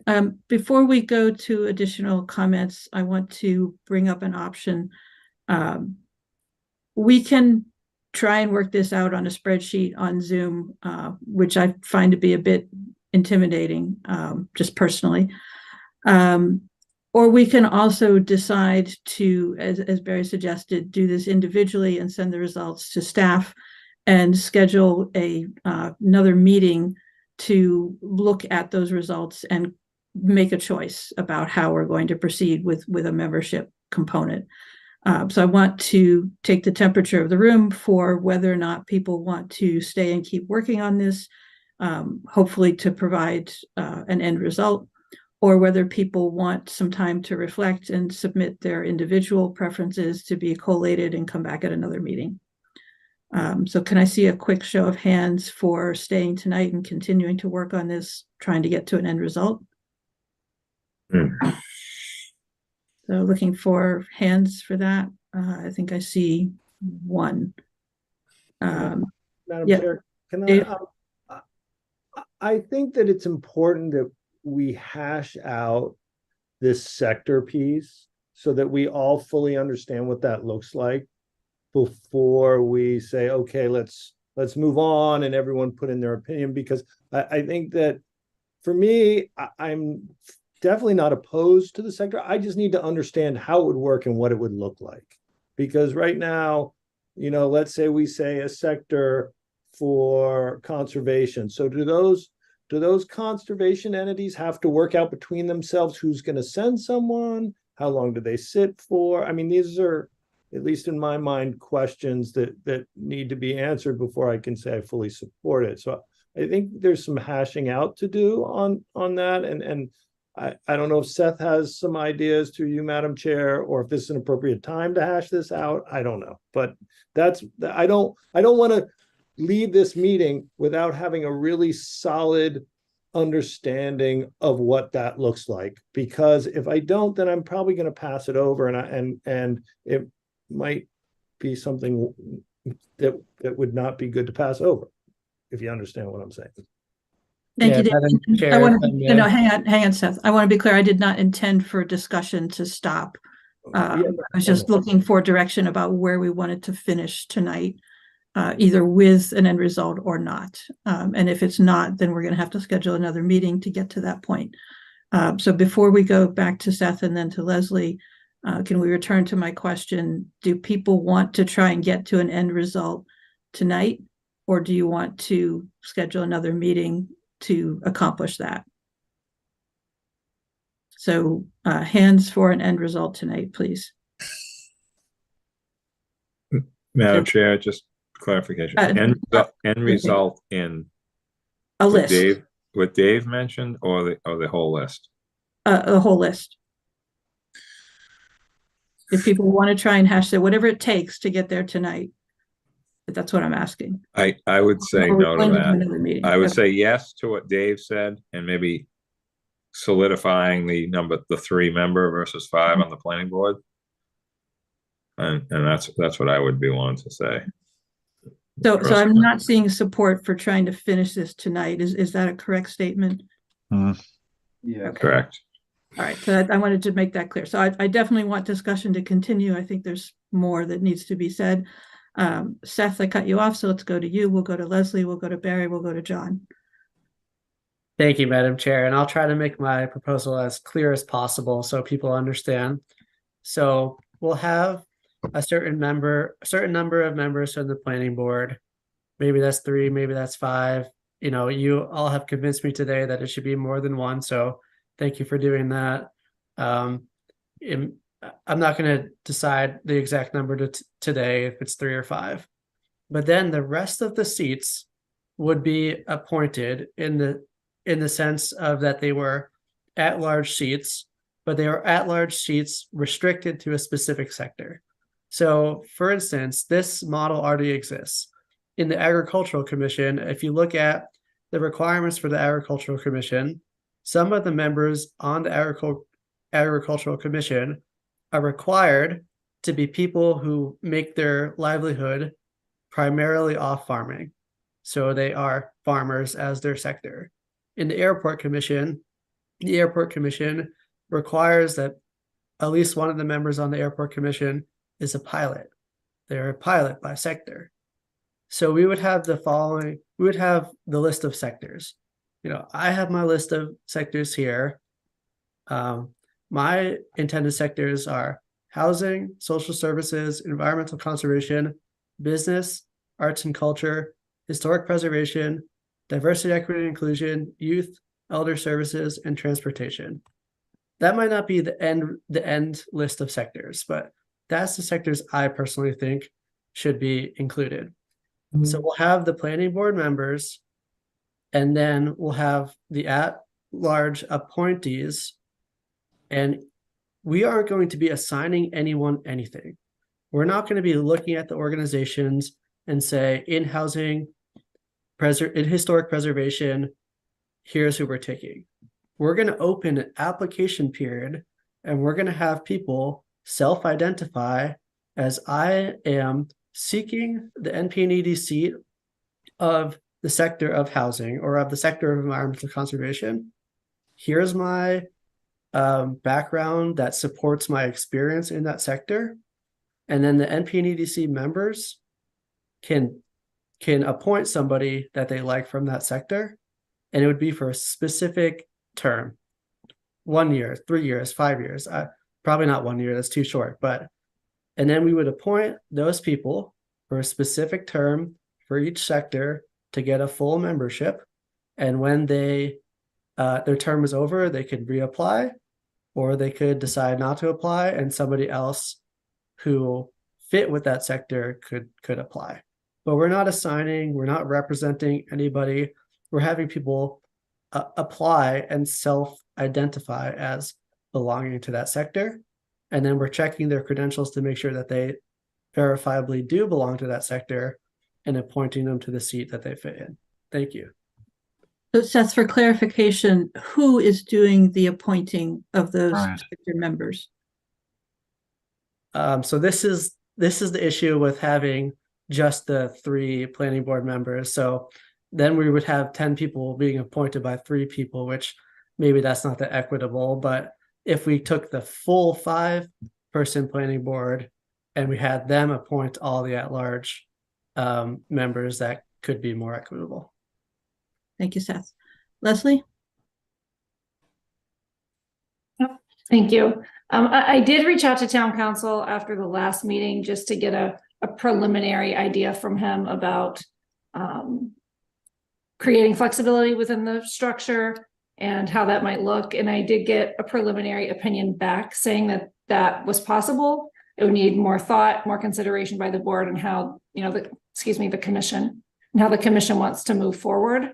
So I think, now that you all are talking about sector specific and perhaps more appointed, again, that was Seth's opinion. I don't know how the rest of the commission feels. But I think, getting a feel for just a general direction that the commission would like to go, so I can go back to town council and get some assistance and some more information from them, would be really helpful, instead of us maybe spinning our wheels doing something that's not going to work. Thank you, Leslie. Barry, did you want John to go ahead, or do you want to jump in? I know that you wanted to respond at some point. You're saying go to John. Okay. John? Thank you, Barry. I think we're all kind of narrowing this down and getting into the same questions. First, decide on how many members of the planning board. If 3 is the number, 3 is the number. Then we should consider sectors, and then of the sectors, we have to really look at. All right, it's really narrowing it down to being appointed, because once, as Seth said, we have to kind of quantify, I guess, their experience. So we're going to be appointing them. It's not going to be a general election. Inside of that, I also want to make sure that in the sector, we have a general public, because once we start to limit what we think should be there, it kind of takes away the voice of the public. So maybe in that sector, there's 2 seats for the general public. And then once we determine the sectors, then that will indicate really a number that we should get at. And so I'm just kind of trying to break it down to 3 categories: the planning board, then the sector, then the number of seats that we want to hold. And I think it's going to work itself out once we get into that sector department and figure out which ones we really want to have. And that will help to determine how many seats there are. Thank you, John. Wendy? Thanks. I was going to make that point about the at-large too. We have that now, and it's good, and we should continue it. I just wanted to clarify the if it was appointed, I mean, wouldn't it be as our terms expire, we start to roll in these new things? So it would be this full commission kind of doing it on a rolling basis. It's not, there's no risk of it being like 3 people just being like, woo, now I'm populating this thing. I just don't think that's accurate, just to be clear. Hopefully I'm looking around. I think Leslie nodded that it would be. Is that correct? My last point, I thought I really liked Seth's list. Like those were really great. I missed 1 or 2 as I wrote them down. But I thought at the same time, we should go back to that idea of like the bicycle subcommittee and think which of those really warrant rising most quickly to the subcommittee. Like I would make an argument, maybe the renewable energy thing is something that with the transportation group, like a cross group, maybe doesn't quite exist yet. Maybe it does, and I'm just ignorant because I don't know everything about what goes on in this town. It's a lot. But like, what is it that we can, that we need more input on in the decisions that come before us, for example? So I feel like that's an important thing to do at the same time as we look at these sectors, is to think about what else we could do to get those voices. Thanks. Thank you, Wendy. Barry, I think we're back to you. Thank you. The sector idea is a good one. It's a good way to kind of understand that we're not leaving a certain sector out. But I think that's where that ends. But I don't want to have like the Housing Authority, Housing Commission, all just being told, here you go, find us an appointee out of there. Too much time, too much energy, potentially too much infighting as well too. I think if you want to list the sectors out, and then we can certainly put the organization in underneath it, would be ideal. Again, I don't want to get too hung up on having another aspect to this that we've got to cull through at this point. I think most of us would be hard pressed to find 13 different sectors, but anyways, I think, like I said, even when you talk sector, I'm almost going to guarantee with better than 80% of this board, you've already thought about what organization fills that sector well. So we can certainly use it as a little checklist, but I don't want to get bogged down in it, because ultimately it's going to boil back down is which organization do you think best fits that bill? And we got to be a little careful, I think, until Leslie gets an answer about how fluid this thing can be with its membership. Just like right now, there are a certain number of members, they're appointed from certain commissions and stuff, so you kind of know where you're at. Doesn't mean as time goes on, we can't change that according to if our mission has changed. But you got to start somewhere, and I think kind of hang with it for a bit. And then let's go to the next stage and see where we go at this point. And I still want to chime in on the planning board thing because I'm still being quiet about it. Anyways, thank you. All right, I do not see any hands up. Thank you all for the participation. Don Holgate, we have not heard from you. Did you want to add anything to the discussion? You may have more experience of different committee structures through your service on the select board. So if you sure. have anything, I've just been listening to everyone else's input. I think that expanding the commission at this juncture is a good idea. I like the idea of doing 3 planning board members to open up membership to a greater sort of constituency. And let's say I'm really torn about the elected versus appointed part, but I do agree that it should be one or the other for the at-large seats. And I lean towards appointed. I think it makes more sense, especially with trying to represent the different sectors. But I found what's been discussed really valuable. I think we may want to think about this a little bit more and put it off to another meeting. But if we really want to go forward tonight, that's okay too, if everyone feels like they're settled on it. Does that help, Mary? Yes, thank you, Don. Barry? So, Madam Chair, I might suggest that, I think we're close. Strangely enough, it may not feel like it at this point. Maybe we can plan for a separate meeting just to hash this thing out and put it together before our regular meeting. And certainly, like I said, I've been very fond of homework assignments. So the homework assignment is to tell us how many who you think ought to be on the thing in terms of organizations. You can certainly put in parentheses what sector it belongs to as well, so that we have a feel for that. And let's just begin to take a look at the results that come back. It will certainly help trim down the list.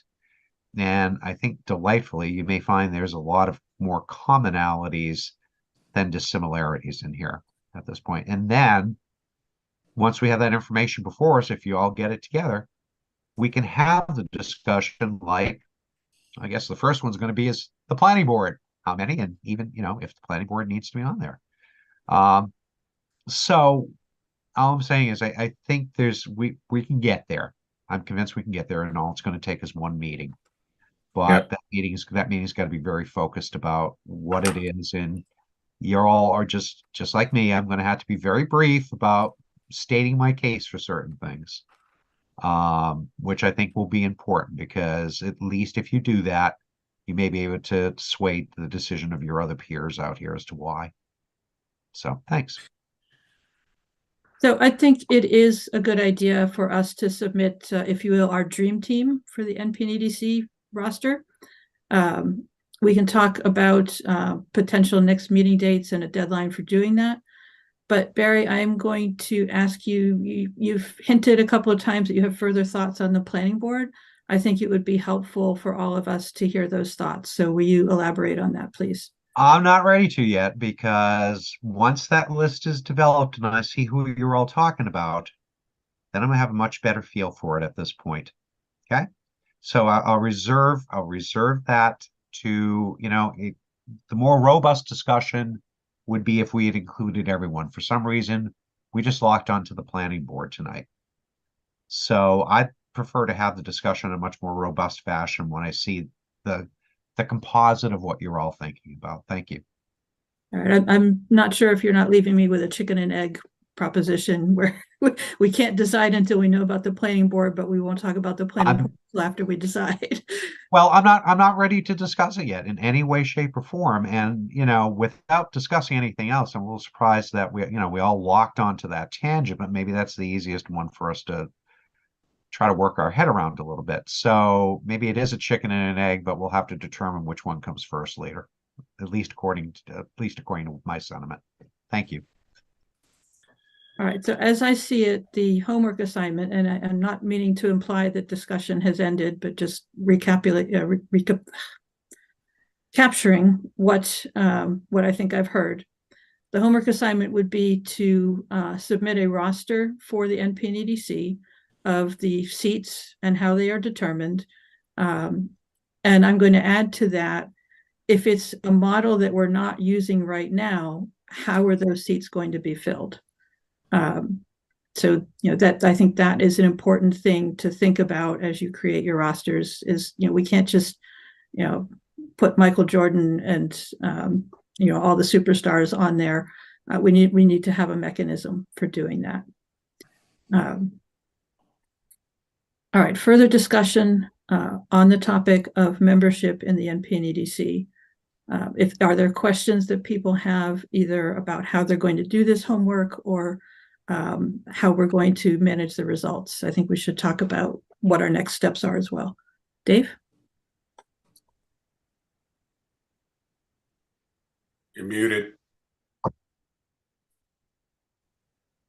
Dave, you're muted. I think you still have a hand up in the public, Madam Chair. I do, but I'm not going to take comment from the public at this time. Okay, great. Just Thank want to you. make sure you do. Thank you.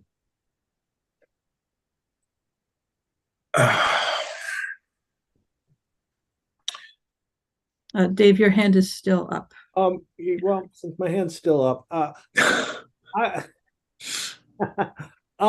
I think it would be helpful if Seth could share his list that he rambled off earlier. Like Wendy, I got most of them, but I think I missed some. And I think anyone else, I think that we can't all think of the sectors, and I think that if we had a list of sectors, and I know this is kind of going backwards because of the Survey Monkey work, but I think just an unofficial list of sectors might be helpful as well as we go on to contemplate this. Thank you.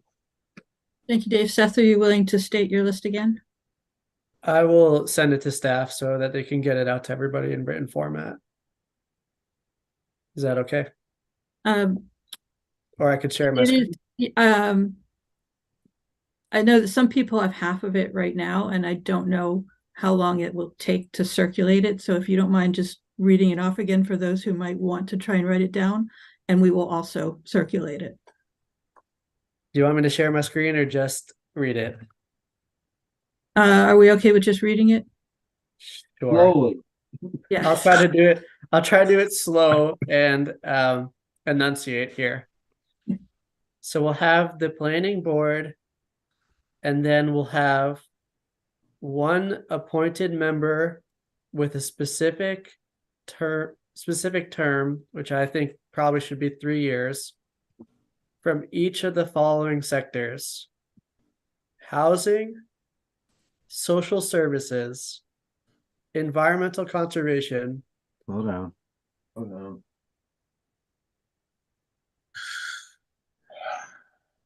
Business, arts and culture, Good. historic preservation, diversity, equity, and inclusion. That's one sector.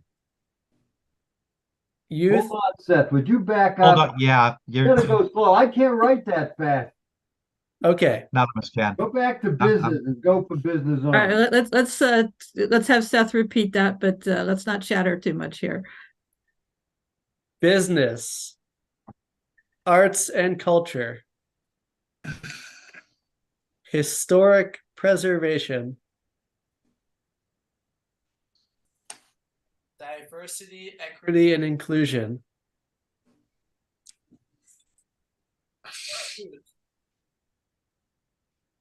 elder services, You're fading. and transportation.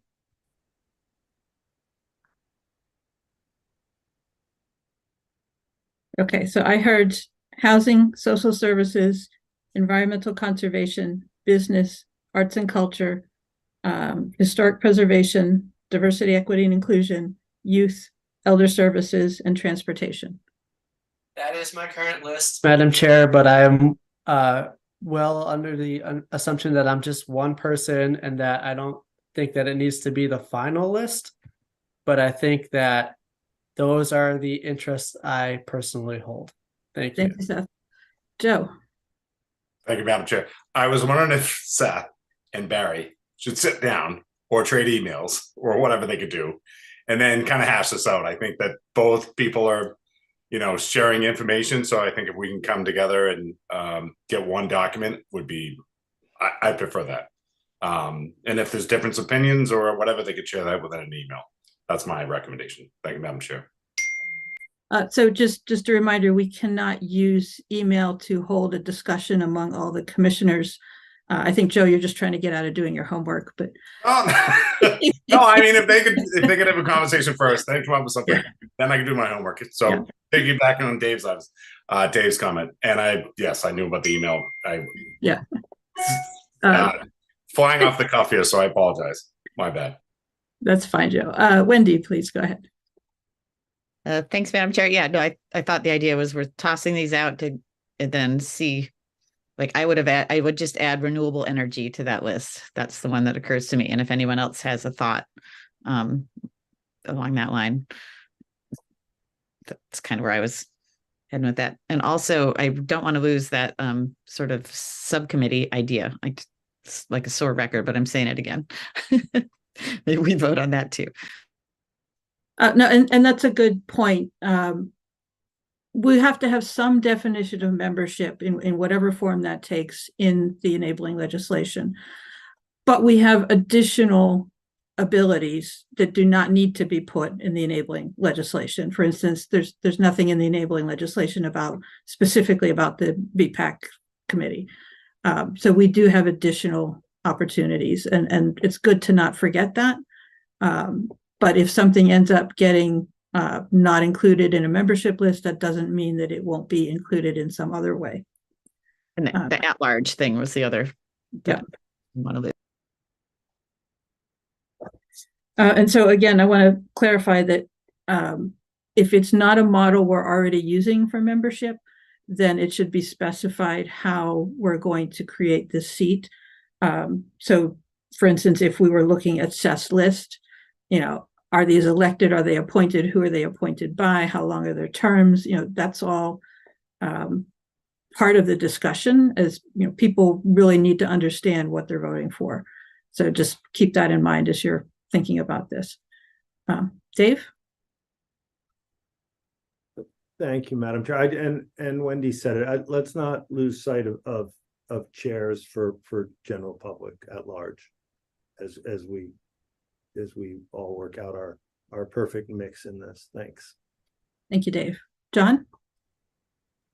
Yes, just to reiterate that, I at the end of that list, I didn't see an at-large for the general public. So I don't want to make sure at least there's at least one position available for that. And in doing so, if you just add up your numbers, just for example, this has nothing to do with what actually will be determined to be the sectors, but if we gave one of those seats, as Seth described, add a seat for the at-large general public, and for example, if we had 3 planning board members, that would give us a number of 13 if anybody was really interested in how we got to a 13-member committee. So that's it. Thank you. Sorry, just really quickly, I totally support at-large members. I didn't add that to my list, but I am on board with that. Thank you, Seth. We'll go to Barry. Thank you. John, I got to disagree with you. It's actually 14. I count 11 different sectors when you include the at-large plus 3 planning board members. So, and that just completely derailed my train of thought. I'm so sorry about that. Maybe the best thing to do here would be to buy, and Leslie, I guess I'm going to owe you lunch on the next day or two, because I'm going to ask if staff can do this. Maybe get that list back out to us as soon as possible. Okay. I would really appreciate if staff could vet the list as well too, just for any possible things that are being left off. If you all have any other ideas about what other sectors you want to have on here, tomorrow's the deadline. This one I would try to view as fast and furious. And then let staff coalesce that and return the final list to us within 48 hours or within reason of that. All right, Leslie, you can yell at me now. Please go right ahead. Well, Barry, I'm not taking that as instructions for staff. It's certainly an area where we can discuss how to move forward. I'm just suggesting that in the timeliness of things, that would be a good thing to do. I mean, there's got to be some formulated plan about how do we get there and stuff, and what are the expectations and who's going to do what. And you certainly have us all gathered here together at this point. I'm not trying to put a directive out there. That's why I'm couching this in certain terms, but I think sooner than later is really going to be appropriate for trying to get this thing done, because it really forms the genesis of the next stage of where we need to get off to is who in that sector are we looking at? That's all. But, all right, let me mute. Thank you, Barry. John? Yes, Barry, I stand corrected. I did not add in the renewable energy that Wendy added. So there were the 14, but by doing so, I was thinking maybe when we're talking about this in earlier meetings and even today, consolidating. So maybe renewable energy may fall into a sector of environmental conservation or something like that, where we can group a couple together. So, but I guess my point was to look at numbers to try and get that third question answered, how many members? And just by doing so in this random number, as we're discussing these with Seth's sectors, Planning Board 3, 9 seats to be filled by a sector, and then 1 seat to be, as we listed here, an at-large general public. So that's what gave us the 13. It's not a number that we all have voted on or put in stone yet. I just wanted to point out, as we're discussing this for a lengthy period, right? We've come to that number. So maybe we can fine tune it. Maybe we can add, talk about as not are solidifying or changing something from Seth's list, but kind of keep that model there. I wasn't trying to create any I guess more discussion or more confusion. I was just pointing out the numbers to try and get to that question, the 3 questions that we had: Planning Board, the sectors, and the numbers. Well, hopefully we're getting closer. Thank you. Thank you, John. Okay, let's take a minute and talk about potential future meeting dates. I think it is wise to schedule a meeting that is a one-topic cap on this membership question. And that would be before our December 8th meeting, which is our regularly scheduled meeting.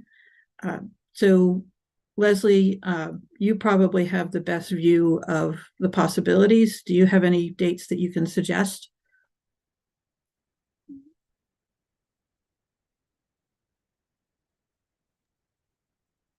Well, I actually cannot see a calendar that has everything on it. I only have my iPad that I can look at right now.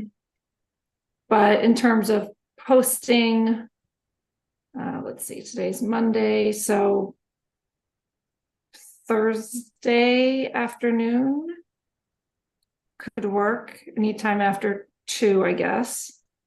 An evening meeting. Next week, I know I and Megan both have medical appointments off island, so we would not be available. For the whole week, or just for Monday are you talking about? Just for Monday. Sorry, just for Monday. Tuesday the 5th could work. I'm assuming we're talking about like a 5 o'clock meeting. I think that's probably the best thing to shoot for, unless we can get 13 people to agree on a daytime. Or excuse me, Tuesday I might have HCC, so. Wednesday a select board, so that could be problematic, but that's an option. Thursday the 7th. You have the next week starting the 11th. Your meeting's on the 18th, by the way. Right. So Thursday the 7th, or Thursday this week, the 30th, which would be a tight turnaround, which some people would be happy about. It is doable. So thoughts on either of those? I've got an NCTV hand up. They may have some important input. Go ahead. Charles Douglas, NCTV. Just letting you know, we've got Town Council Study Committee and Conservation Committee commission rather on Thursday the 30th. So you can go ahead and have your meeting, but it wouldn't be live on YouTube because we're kind of all out of premium Zoom accounts for that. The following Thursday, though, it's all clear. Thank you. Megan? And we do, like Charles mentioned, have the ability, if we can't fit it in with NCTV schedule, it wouldn't be live stream, but we could still do Zoom participation and upload the video after the fact on any day and time. So we don't need to be restricted by that. Thank you. Further thoughts on Thursday the 30th or Thursday the 7th? I think it is. Seth? Thank you, Madam Chair. Well, I'm your Conservation Commission representative, and we have our meeting the 30th at 5 p.m. So I would strongly prefer it not be that day, especially if people want to ask questions of me. I mean, I'm happy to provide the list and not be there, but if people want me to be there, I'd prefer not the 30th. Thank you. Thank you, Seth. Further thoughts? How does the 7th look for people? I'm off island that day. I'm sorry, was that Barry saying Yeah, I'm that? off island that day. I'm sorry. I'm also off I'm island away that the day. 30th, so I can't do that. All right, so it sounds like Thursday is, either of those Thursdays would be difficult for several people. Yeah. Leslie, do you have other possibilities?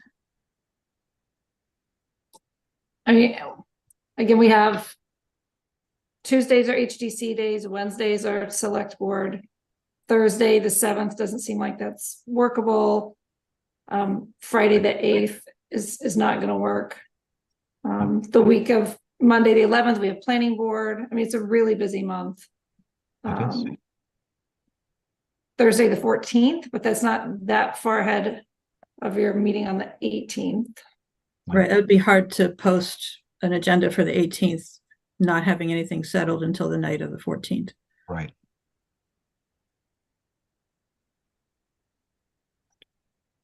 Is it, can I ask, Lindy?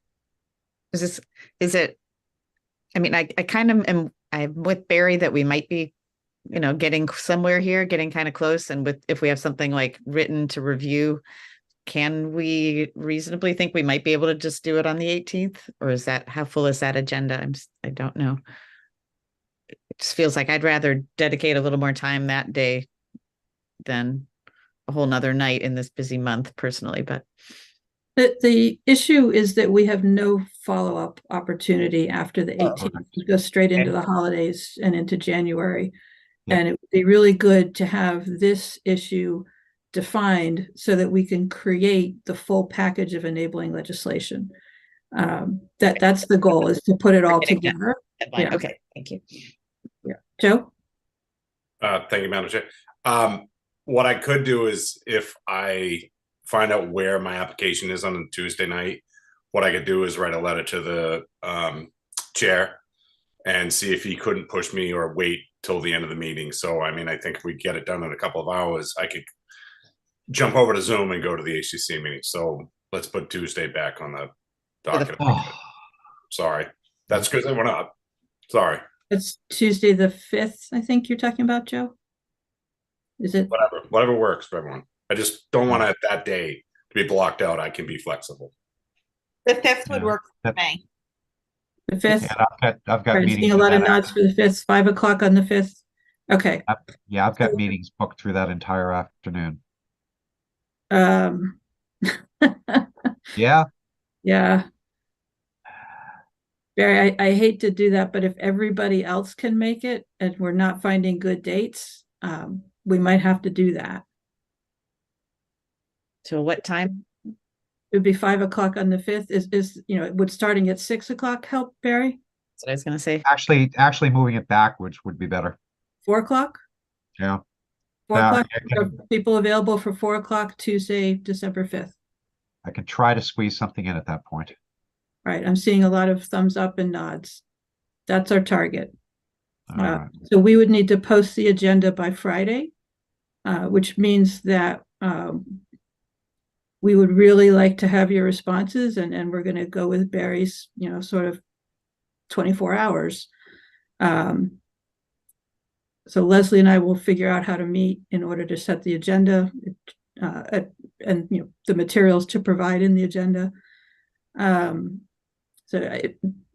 If everybody understands the homework, and we can revisit that in a second, we'd be asking it for Leslie is end of day Tuesday or Wednesday, preferable to give us the time to turn that around. I don't know your schedule. I will make time. So we're talking about meeting on Tuesday the 5th. Right. And can we go back to the homework for a second? Because I'm not clear on what list Barry wanted sent out, what you all are responding to. I mean, getting a better grasp on that will help with turnaround time. So I think Barry displayed a concept on the screen rather than a specific list that needs to be sent out. And Barry, I'll recognize you in a second. I think, and please, chime in if I'm wrong, that everybody understands they need to provide their own dream team and PNEDC membership in whatever way that might be formed. And it doesn't need to come from Seth's list or Barry's list or my list or anybody else's list. It's coming from each individual member. Barry, I'm seeing you nod. Leslie, do you have further questions? And then I'll go to Dave. Well, what I jotted down was, how many people, Mhm. What organizations, and include the sector, and then how are the seats filled? But then Barry said he wanted some lists sent around. Which list is it that he wants sent around in advance of this? I think Christy's point was that we have everything we need in what's already in today's packet. Barry, did you want to, do you have something more specific than that? Yeah, it was really just to find the sectors thing was kind of a new, I wasn't prepared for that tonight, but that's okay. Just to get these sectors ratcheted in rapidly so that as people now evolve their dream team, that really is what needs to get to you, Leslie, is using that sector-based thing as kind of a starting point. We should be figuring out which committees, how many people from that committee, I'm sorry, from that organization, I'm sorry. So what organization you feel fits within that sector, and you don't necessarily have to even agree to a sector if you want. But again, just the organization that you feel is part of the dream team, how many members of that dream team are on there? It could be more than one. And then, as Mary has said, how do you view them being on there? Are they elected? That's actually a bad choice of terms too. Are they appointed? I think we need to be just a little careful about how that flows, because they would technically be elected through their organization by virtue of us wanting to appoint someone from that authority. So I think we're going to have to leave that up to the individuals. And that's why I said, if they're defining how the seat is filled, they're also going to have to define the mechanics for that. If it may not be coming from an organization, it may be, they may want to specify, for instance, if it's the Chamber of Commerce, that it's the director, or they may not, so it's up to that individual submitting their list to say where these people coming from. So I'm sorry, through you, does that make sense now, Leslie? Is just the first part of the sector was just to get everyone onto the same pages. Okay, that's the short-term mission. And then once they have that within a relatively short period of time is for all the commissioners to go back out and begin to do the actual composition of what organizations, how many, and I'm not sure there's been a few concepts floated around. All right. So we're going to return to the question of the deadline in a second. I want to make sure that Dave has an opportunity to comment. Yes, please.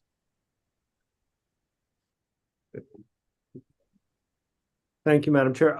And Madam Chair, please correct me if I'm wrong, but I feel a sense that you are pushing this forward to get an article in for town meeting. Is that a proper sense or not? I feel a sense of urgency for two reasons. One is to have the ability to put a article for town meeting, and the other is we got to get this done. And it is important, and I think it is helpful to condense the discussion into a shorter period of time. rather than to continue to, have a month in between meetings and try and pick it up. This discussion has been really detailed, and I'm worried that people will, naturally drift away and not remember or come back with questions that have already been answered. So, this is really the heart of the matter, and I'd like to see it, something on paper so that No, we can. I agree with you. I just think that on the town meeting piece, I don't think that's really our only option, and I think that before we get there, that deserves a robust debate amongst board members as to the path we take. I'm happy to have that debate, but right now I want to preserve that option so that it is available to us should we want it. Okay, great. Thank you, Madam Chair. Okay, so Leslie, in order for us to put the agenda together to post by Friday at the deadline, would you like the commissioners to respond by end of day Tuesday or end of day Wednesday?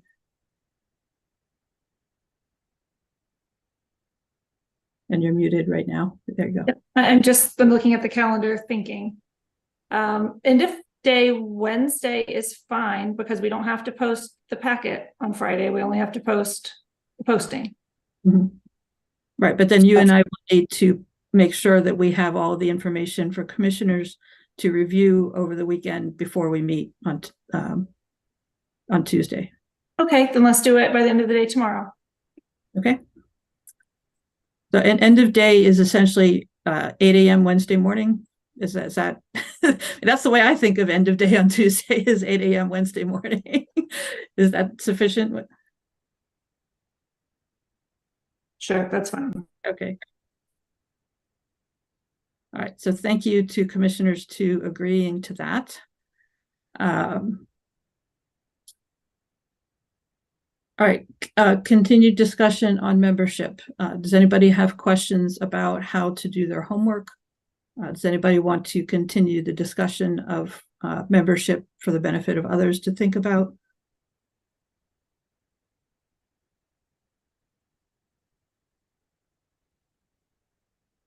If not, we do have Hillary Rayport with a hand up. Hillary, I don't want to end the discussion without your final comments.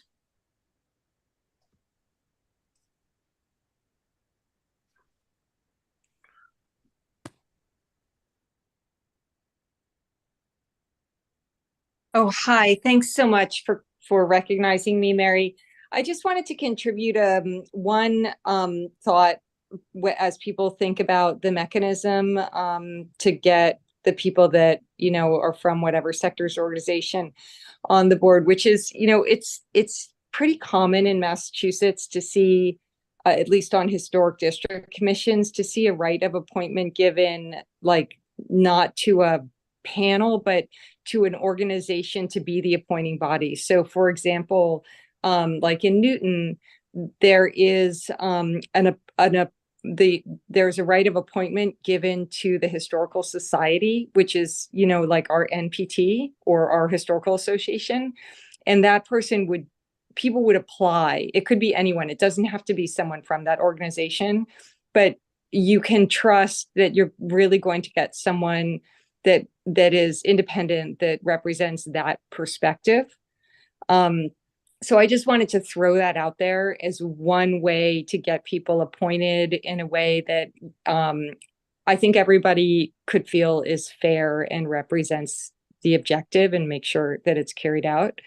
I also wanted to just recognize that one of the core features of the article that did pass was that there were elected at-large members. I don't think it has to be 5, obviously, but I think that there were some slots for general election. I think that is, you see that in other boards on Nantucket. For example, the Community Preservation Committee has a mix of elected, and I think they have a couple elected seats, and then they have boards that appoint people.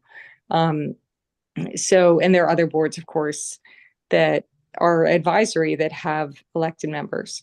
So I think that would really, help voters at town meeting feel good about this. And I also wanted to just caution about it getting too atomized. I mean, I think it's natural when people say, oh, well, I'm the arts and culture, or I don't want to pick on arts and culture, you know, I'm the business person, that sort of they're there just to look out for that. I think we want a sense that, you know, this really is a broad, long range, highly visionary committee, and that there are staff on the, you know, staff who work for the commission who cover certain areas. And so that I just wanted to throw that out there as a risk of getting too granular. I know everyone will have a different perspective of what granular is, but those are just my comments, and thanks for considering them. And thanks for all the great discussion. Thank you, Hillary. Barry? Yeah, just one thing I wanted to correct in that narrative was that the Community Preservation Committee and its elected members was by virtue of state statute in terms of the creation of that particular committee for each town or entity that wanted to adopt it. So thank you. Thank you, Barry. I want to note that it's 7:32. Christy Ferrantella had to leave. All right, further discussion.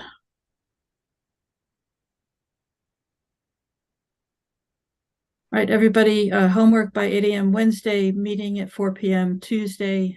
Thank you very much for all of the discussion and the commitment. It's hard work, but it needs to be done, and it's wonderful to get it done. Next item on the agenda. So this is an informational update on the bill S2467. I found a description of the process that a bill takes to move through the state legislature. That is an article attached to in the packet. If people have questions, I'm not sure that anybody here can actually answer them, but probably the best thing to do would be to direct them to Leslie so that she can reach out to the state. I imagine the legislative aide for the Joint Committee on Municipalities and Regional Government would be the appropriate person to ask about that timeline. So this is essentially just information only. Any commissioners with questions on the article that was included in the packet? Oh, great. Next item on the agenda, does anybody want to offer a committee report? You're under no obligation to do so. Wendy. I'll just report that the Rural Policy Advisory Commission met via Zoom on November 9th, I think it was. Yes, November 9th. And I don't think we talked about this before, but a lot of the discussion was around articles, you know, bills, draft bills of interest to that group. We talked a lot about housing at that meeting. The HERO Act, acts about local food systems, local roads, rural schools, public health. Let's see, there's one about municipal buildings. It was a lot about a lot of shared resources in the more rural parts of the state. So I think that was the main part. Some good speakers, etc. Thank you. Oh, and the act about the RPAC trying to get staff. There is a rural director, but it does not still have a rural policy office that they've been advocating. Thank you. Thank you, Wendy. Joe? Thank you, Madam Chair. CPC, we've basically moved everyone forward. We actually had one emergency application come forward. It was for the Summer House, the Summer Church. And so we are now drilling down on all the contracts and all anyone's estimates. We're hoping by the next meeting we'll have some better sense of which organizations are going to get the money. But right now we're trying to get everyone in, but we're a little short on cash. But we're moving forward and having some very colorful discussions, I'll say. So thank you. Thank you, Joe. Dave? As usual, Affordable Housing Trust is busy. Excited about putting together a year-round buy-down restriction program. In the process of public outreach on that through Judy Barrett. Excited to get people in Wiggles Way first quarter at some point of next year. We recently, I think, went through a land swap at Glen Village with the hospital, which is providing us some more land to build more units. So lots going on. Thanks. Thank you, Dave. Nat? Thank you, Madam Chair. Just a couple steamship things. I always try to say something. The Eagle will be going off for about a month, but the Woods Hole staying on as a freight boat until the Eagle comes back. So we'll have pretty much the same level of service for the most part. And when you get off the boat in Hyannis over the next few weeks, you might see a demo electric baggage cart possibility. So you see something better looking than those old tugs they use. You'll be this. Hopefully, this is the right mix. They're gonna try to get rid of that 26-foot crazy baggage cart that we've been using since probably, I don't know, the Novska. So anyway, thank you all very much. Thank you, Nat. Seth? Thank you, Madam Chair. For the Harbor Plan Update Committee, we have concluded our initial round of community input. So we ended up having 3 in-person community meetings, 1 Zoom-based community meeting, and a extensive survey. Nantucket's survey response for our Harbor Plan update is the highest ever recorded in Massachusetts history. So give yourself a pat on the back for that. We were far higher than any competition, any other municipality. And now our consultant, Urban Harbors Institute, is compiling all the data and drafting the sort of first look at what the Harbor Plan update should be. That's going to go all through the winter into the early spring. And then the committee will receive that, review it, and then start another round of public feedback based on the actual plan itself. The timeline is ticking to get this done because once we submitted our notice to proceed to the state, we only have a 2-year timeline to work in. So we have to make sure it gets done within that 2-year period. But a lot of progress is made and has been made, and that harbor plan should be done by next summer sometime, next fall sometime. Thank you, Seth. Barry? Yeah, thank you. From the Capital Program Committee, we've heard pretty much testimony from most of the department heads about what their capital requests are for the upcoming ATM 24. Anyways, once we do that, then it's a review of all of the different requests that have come in and prioritization of all those. So we should have our workload hopefully completed by the beginning mid-January. So moving ahead. Thank you. Thank you, Barry. No other committee reports? Right. Our next regularly scheduled meeting, Monday, December 18th at 5 p.m. on Zoom. And as previously mentioned, our additional meeting on Tuesday, December 6th, 5th, Yeah. whatever, 6th at 4 p.m. on Zoom. Okay. Tuesday's the 5th. Yeah. Thank you all. Is there a motion to adjourn? So moved. Nat, Bert, I'll take your wave as a second. Roll call vote. Seth Engelborg. Aye. Now Christy Frantella has left the meeting. Don Holgate. Aye. Wendy Hudson. Aye. Dave Iverson. Aye. Bert Johnson. Bert, you're on mute.